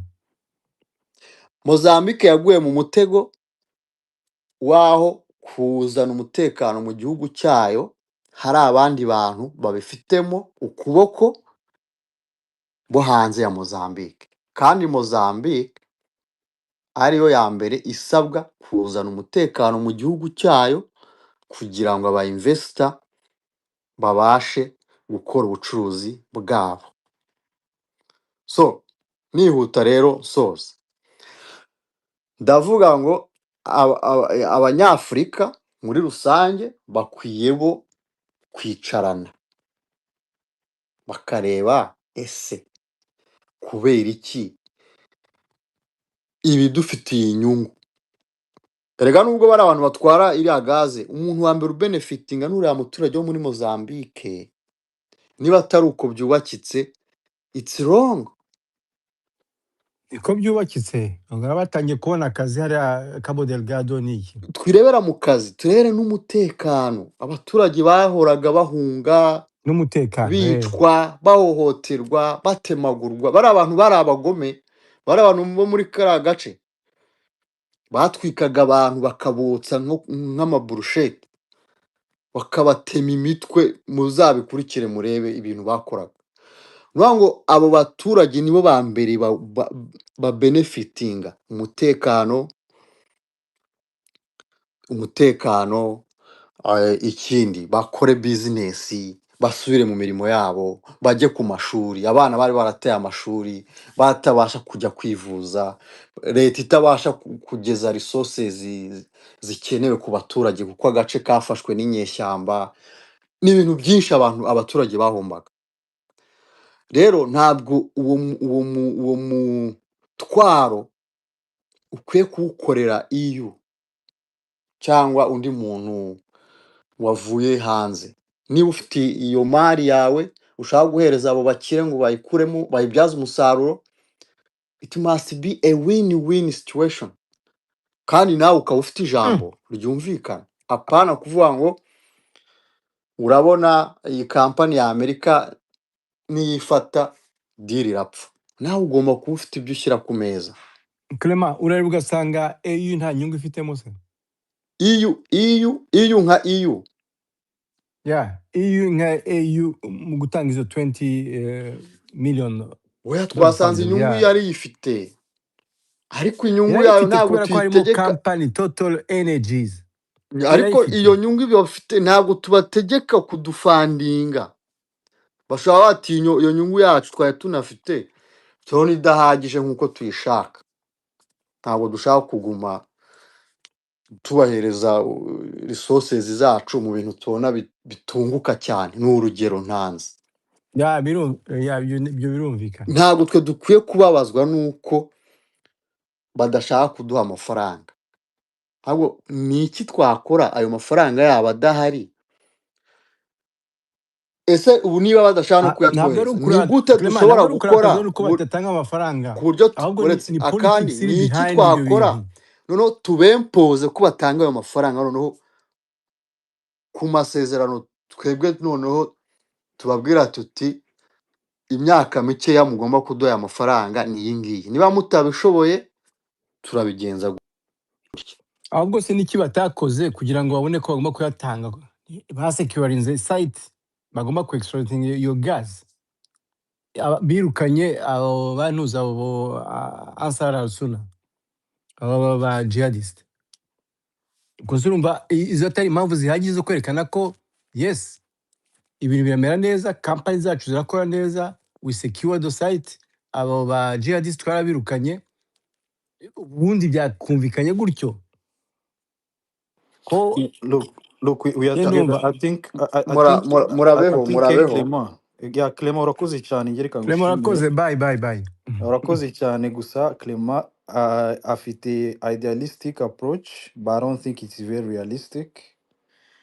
And we have to keep in mind that we need to know who signed what on the paper, whose responsibility it is, who are the stakeholders, kugira tumenye who is supposed to do what. Can I wait then, my brothers? Yes. Yes, If you allow me. Didi. Yes. Uravuga icyo ashaka kubwira Sigma nuko n'abandi natwe twese ngaha nuko hari ibintu byinshi umuntu aba atazi mu in such cases. Twe turavuga dukurikije ibyo twasomye amakomunike tuza, ariko when you go deep like Clement udiginga deep ugasanga ushobora ku creating some conspiracies. No, urumva ibintu Clement yavugaga, nizere ko tutari kumvuga adahari ariko twumva at least ibintu Clement yavugaga byari ibyo mu buryo in an ideal world, but realistically government yo muri Africa amenshi ari responsible, ntago zinegotiating on equal terms, bivuze ko ari responsibilities zabo barekera abandi bantu kuzikora. Ubusanzwe Mozambique ni igihugu cyo muri Afurika kirakennye. Ntabwo ari Mozambique gusa na Congo, bino bihugu byinshi bifite minerals, it's a mess. Muri case Mozambique ni igihugu gikennye. Iyo gas yabaye discovered just recently after bamaze gukora amanuza. No, 2010. Yes. Ariko rero jewe ahantu mbona wa mugani bikomere nuko 20 million to secure the whole thing, to secure nushaka kuvuga 20 billion kubera ko iyo nuza the whole value is 20 billion as they said. It's a, I mean, Urumva? it's a pinch kuvuga gutanga 20 million. It's nothing. Yeah, Well, ku gihugu umva ari makeya kameme. we are together. Uziko already Patrick Puyan ndibaza ko Reuters ariwe CEO wa Total Energy yavuze ko bamaze gufata hari ideni bafashe. Mwahoze muvuga ko hari ibintu tutajya tumenya, which is true. There, you know, economics ni dynamics. Niyo mpamvu nanjye natangiye mvuga ati things are changing so fast. Ushobora gukora a projection ukayikora ku myaka 2 cyangwa 3, noneho wagera mu mwaka wa 2 ugasanga oh, hang on for a second, things change and you have to pivot, you have to adjust. So Patrick Puyan yavuze ko bamaze gufata ideni rya 14 billions I believe. Government of Mozambique ivuga ko iyi project over a lifetime ifite capacity yo kugeneratinga up to 35 to 40 billions dollars. Ngewe ku giti cyanjye nkumva ari make. So ugiye gufata timeline y'ukuntu ibintu byatangiye, yareba jihadist bari hari kuva maybe 2003 2004. Iriya project yabaye discovered 2009 2010. Bajya gusigninga agreement, ni ukuvuga final investment decision ifatwa 9-10 years after 2019 2018 2019. Batangira gucukura 2021 ngira ngo barataka iriya nimba ari Palama nimba ari Palm attack, bari abajihadist barataka. Bamaze kuataka ariya ma operation aba suspended, ariko hagati aho ngaho ayo madeni yarafashwe muza amafaranga bashoramo. It's a lot of money, it's a lot of naho ngaho ruzingiye rero. Exactly. So amafaranga bafashe in advance in cyangwa advance, barihaga batangiye project. yes. And so Patrick Ryan says 14 billions na amafaranga atari make. It's a lot of money. You have to build the infrastructure, you have to. So niho nahoze mbabwira ati u Rwanda ruracyafite leverage. So is Mozambique going to let go of their $35 billion lifetime gains? Can Rwanda be able to negotiate and say, look, are we able to diversify again, niho nahoze mbabwira, can Africa have a voice? That niho ruzingiye, kuko ugiye utegereza yego bashizemo amafaranga menshi, ari ama private companies ari linked to European states, let's not forget. Bonds, ibintu byose biba biri related buriya muri economy.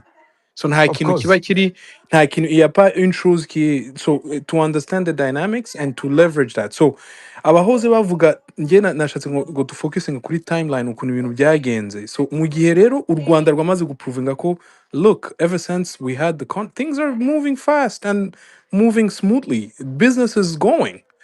Now I argue that you cannot you cannot scream your way to no, you ugomba kuba needed, ugomba kuba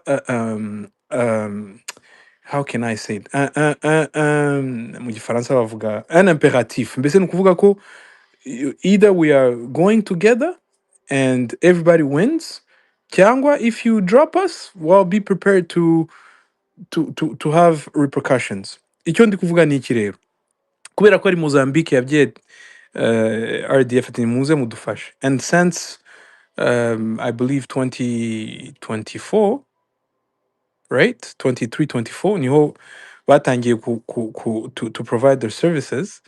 Mu gihe rero hari threats z'uko bigiye guhinduka ko batazabona ayo mafaranga, let's talk among Africans. Well, Mozambique, you are estimating that your benefits, your financial benefits for a lifetime is 35 billions. Well, we still have a security issue here. Can we work together? Can we have a stake? Can we have another African country? Ndibaza ko African, we are together. I was avuga Norway. We have the sovereign funds. Can we even think about an African fund? Mu Rwanda habayeho agaciro kavutse kubera nyine izi threats, abantu bahora bavuga ati we're going to stop this, we're going to stop that. Sanctions. Sanctions, right? So can we have a foreign a fund that will see us through, and around an African agenda? And can we look for other markets? If you are estimating that your total lifetime gains in terms of finances, ubwo turi kuvuga finances gusa, ntabwo turavuga security, ntabwo turavuga social welfare, ntabwo turavuga job markets, etc., etc. Can we figure out a way kuzana abandi markets and explorations and research and development ku buryo we can actually, nimba iyi ngiyi yarabonetse ikaba ari predominantly n'aba Europeans, can we have our own African explorations and research and development to continue to move forward the African agenda? So njye nibyo nahoze mvuga, and leverage ibyo ngibyo bya security na demographics, because if you have a young population, you can say, well, look, for the next 10 years we can have 1 million people, we can start developing around 1 million people that will be in this job market specifically, and you link some universities kugira ngo bakore research and development with partnership elsewhere.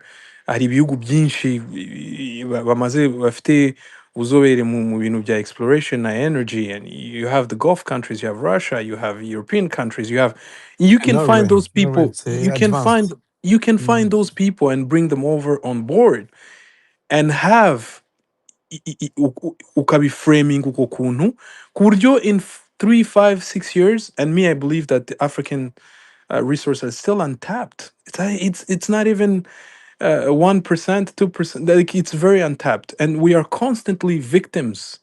Kubera ko tutajya precisely, ntabwo tujya tugira narrative, ugasanga u Rwanda ruri gutanga security, ugasanga Mozambique kugenda iri ivuga dufite 35 billions. Can we imagine different? Can we enlarge our way of thinking? Kandi ndibaza ko bishoboka, and Rwanda should know this, because 30 years ago there was no economy. There was nothing. It was chaos. So there needs to be a leader that move forward with this agenda, and understand that this is the only way we get out of this, and move away from this narrative, Yuko. If the even America, if they threaten to sanction people, then life stops. I don't think that's the way to move forward. And we've been in this narrative for how many decades? Independence at 1960. The question that I pose to Africans: what have we benefited? What have we gained from this West Africa relationships? So can we dare to A imagine question for differently? you. A question for, I think you're going over and beyond. Like, I mean, your points are valid, but you're going over and beyond. I mean, in terms of you're going to the mindset, I think that's a whole different topic. But you're accurate. I just want to ask you a question, real quick. Was Rwanda a shareholder in this deal or a stakeholder?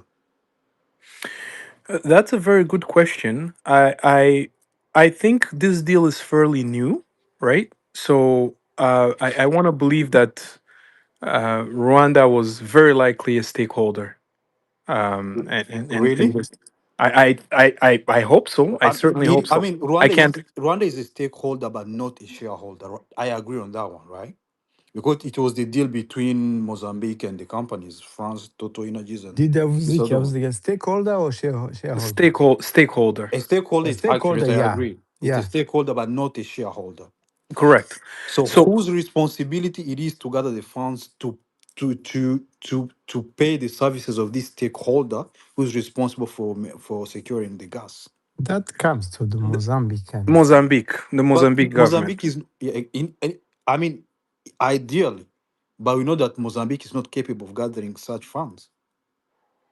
That hence why I'm saying, um, hence why I'm saying that Rwanda should, the same way they secured this deal. Yeah, It's the the same idea way is they that have Rwanda and the other African countries countries. Yes, tap in, should and tap and in, and and and I'm glad you guys bring up the shareholders' perspective, right? Mhm. Because when you become a shareholder, you are you now have you have you have how do we say this? You have money involved, you have interest in the deals, and I think that African countries have to increasingly think about Mukanya. We are together. I was a Norway sovereign fund, right? One of the biggest in the world, right? Do we have? Can we have shares in these companies? And I think Nugo Idiriri knew, but because we are dealing with a changing world and at the pace that's like no one knows how things are going to what the outcomes are going to be. I think for African countries to benefit, you need to get these pension funds involved. You need to link social welfare to these deals. Niko ibindi bihugu bibikora, right? Like if I am a teacher and I have my pension fund in, I don't know, in a sovereign fund, yeah, y'igihugu, like I know for me to retire, these companies have to do well. Niho nahoze mvuga ati we African needs a strategic partnership in order to leverage Ikandu Rwanda should understand this. It's landlocked. It's seen. It's had its own share of social unrest. And batangiye muri African Union comment ça s'appelle les trucs là pour free movement of people and capital and you name it. Yeah, AU ntuza byawe biriya byo Correct. moving around So and so nubwo hatangira n'ibihugu bibiri bitatu byabyumva vuba vuba, and I think Mozambique will understand because it's been now, I think exploration zatangiye ryari 2020, right? starting by East Africa. Or maybe it doesn't matter for me. I Rwanda, don't think Kenya, Burundi, Uganda, Tanzania, and it doesn't matter South really. Sudan. You know what? For me, I don't think it matters if you pick a country like, because you already have that organic relationship. They understand that over the last 3 years you've helped us, and Mozambique should have, a financial statement zigaragaza yuko, you know what, we benefited from this. Can we dare to consolidate what we've been able to benefit from and expand, right? And so if we can sit down and say what have the benefits been over the past 2 years, 3 years, and how can we dare to imagine the next 3 4 years or the next 10 years, if we can do that, I believe it's organic. Biragorana iyo nta mutual benefits zihari. That's where the challenges are. So if there's no mutual benefits, nimba nta benefits ihuza u Rwanda na Congo, bizagorana kugira ngo twumvikane. And it's sorry, it byose biterwa. Obviously, it has to come down to Mozambique. Yabyemeye yuko ibyo bintu byose biba izo deal nk'izo ziba kugira ngo some countries can tap in and exploit the gas or secure the gas. cyane ariko ubajije Mozambique ubu ngubu, we are together, I'm sure they've seen the benefits, right? So it's Of hard. course. Wabye ati tubihagarike. Nimba iriya mibare ariyo 40 billion already in advance urumva, yeah, baba bakeneye anyways abandi bantu bazatapinga in. mureke dufate abandi gusa. Yes, turagushimiye cyane Didi. Didi urakoze, stay around. Tunashimira cyane Clement. Turagaruka. Tunashimira cyane Clement wari wazanye indi angle to look at Yes, this. twunguye ibitekerezo It's a very turagira, interesting one. It's a very interesting one kandi yazamuye deba cyane, so it's good. kabisa yayizamuye hejuru. I need people to support me on my point. Ndi gutekereza ko njye nyine uri hano ko I feel like people, they are ignoring the fact that most of these African countries, they go in these deals with these foreign enterprise or foreign companies with a very weak hand. They don't have security control over their territory. They just get whatever, and then these foreign countries and foreign companies are the one who is gathering other security stakeholders to come do the job, and then some of these partners are pulling out while the operation is not finished. I truly believe that Rwanda should feel vexed, because when you've been funding something and then you suddenly pull, it could destabilize some operations, and Rwanda is rightfully. I mean, it's. I feel like Rwanda is rightfully has some rights to. I mean, to demand more. Maybe not from the EU, but from maybe Mozambique or Total Energies or France, whoever signed with them the contract to go fight the counterinsurgency in Mozambique. But thank you so much, Didi. Let's continue with the. Yes, Who was urakoze. it again? Rukaka niwo ukurikira, and then Much. Hoba, and then Mucyo. Mucyo niwe No, waje Mucyo imbere. and then Hoba. ni mucyo ni mucyo Mucyo. Mucyo murenze ntabwo mwakumvikana. ntago yantanze my Oya, friend Rukaka abatanze. Mucyo and then Hoba. Yeah. keretse niba azanye agatuza ariko ndumva namutanze ariko ni grafere nta kibazo niko yabaye. Oya namwe bari kwa grafere ariko nta kibazo, ariko bishatse nta kibazo banza Oya Rukaka agenda rata abari kubiyenza era ni gutyo biyenza ku Rwanda ngo rufite abasirikare bakomeye ntibaneshwa. Oya ibyo se ni ibiki? Okay, ndabasuje mwese. Buriya rero abantu pardon muranyumva neza? Turakumva Rukaka. Okay, wakoze. Buriya ngira ngo amasezerano d'abord kugira ngo RDF ibiri muri RDF n'u Rwanda bibe buri muri Mozambique, abantu bamwe turayifatira kuri EU yabijemo gute ryari, ninjye twagombye kuba twibaza kuki izo fund zibuze kano kanya RDF ishobora kuva muri Mozambique, ni withdraw ikava muri Mozambique kubera iki? Iyo tumenye ayo mateka biba byiza kurushaho kugira ngo nufatira aho bigeze ate kuba yacitswe n'ikiganiro birasobanura iki? Ngira ngo d'abord amafaranga ni make cyane ku buryo atari kubura no mu Banyafurika umugani. Yes, go on. Oya aho erega ikibazo cy'icyo ngicyo kuko perezida yarabisobanuye muri 2023 je pense bien, we ingabo z'u Rwanda zijya muri ingabo na polisi bajya muri Cabodelgado hara muri Mozambique, bahagiyeyo ariko ubusabe bwa Mozambique s'il vous plaît, dore hano tumaranye ingabo za SADC imyaka n'inyandiko zirahari, ariko dufite n'abateroriste rwose batumiriye nabi, ese mwadufasha mukazirukana? U Rwanda rujyayo perezida w'u Rwanda yabisobanuye ngo twagiyeyo nk'aba brothers, twagiyeyo nk'inshuti nk'abanyafurika kandi operations zose zigenda neza. EU yaje kuzamo gute? EU yaje kuzamo bitewe n'inyungu yari ifitemo za Total Energy. Total Energy maze nabwo bari basanzwe bafitanye amasezerano na Mozambique, ariko bitewe n'impamvu z'abara abateroriste biba ngombwa ko Total Energy ivamo hariya bitewe n'izo mpamvu, iravamo iragenda ko itibirindiro itaho yakoreraga. Imaze kuhata nibwo bitewe na Mozambique yafitanye na EU mpamvu z'amavuta na gas, noneho Mozambique bati s'il vous plaît SADC nta kiri bari kuzirukanza ko ingabo zacu barazirukana, abaturage bariho baraca amaboko, bariho barabaca amaguru, bariho barabagira ngo ese mwadufasha kugarura umutekano? Niko Mozambique yaje isaba, mwadufasha kugarura umutekano. Mu by'ukuri EU yari ku ruhande, nta n'uwari wanayitekerezaga, kuko ngira ngo n'u Rwanda rujyayo ntabwo bategereza ko uzabona n'iyo fund yo kuri EU. Bamaze kwirukana ibyo bisambo, ngira ngo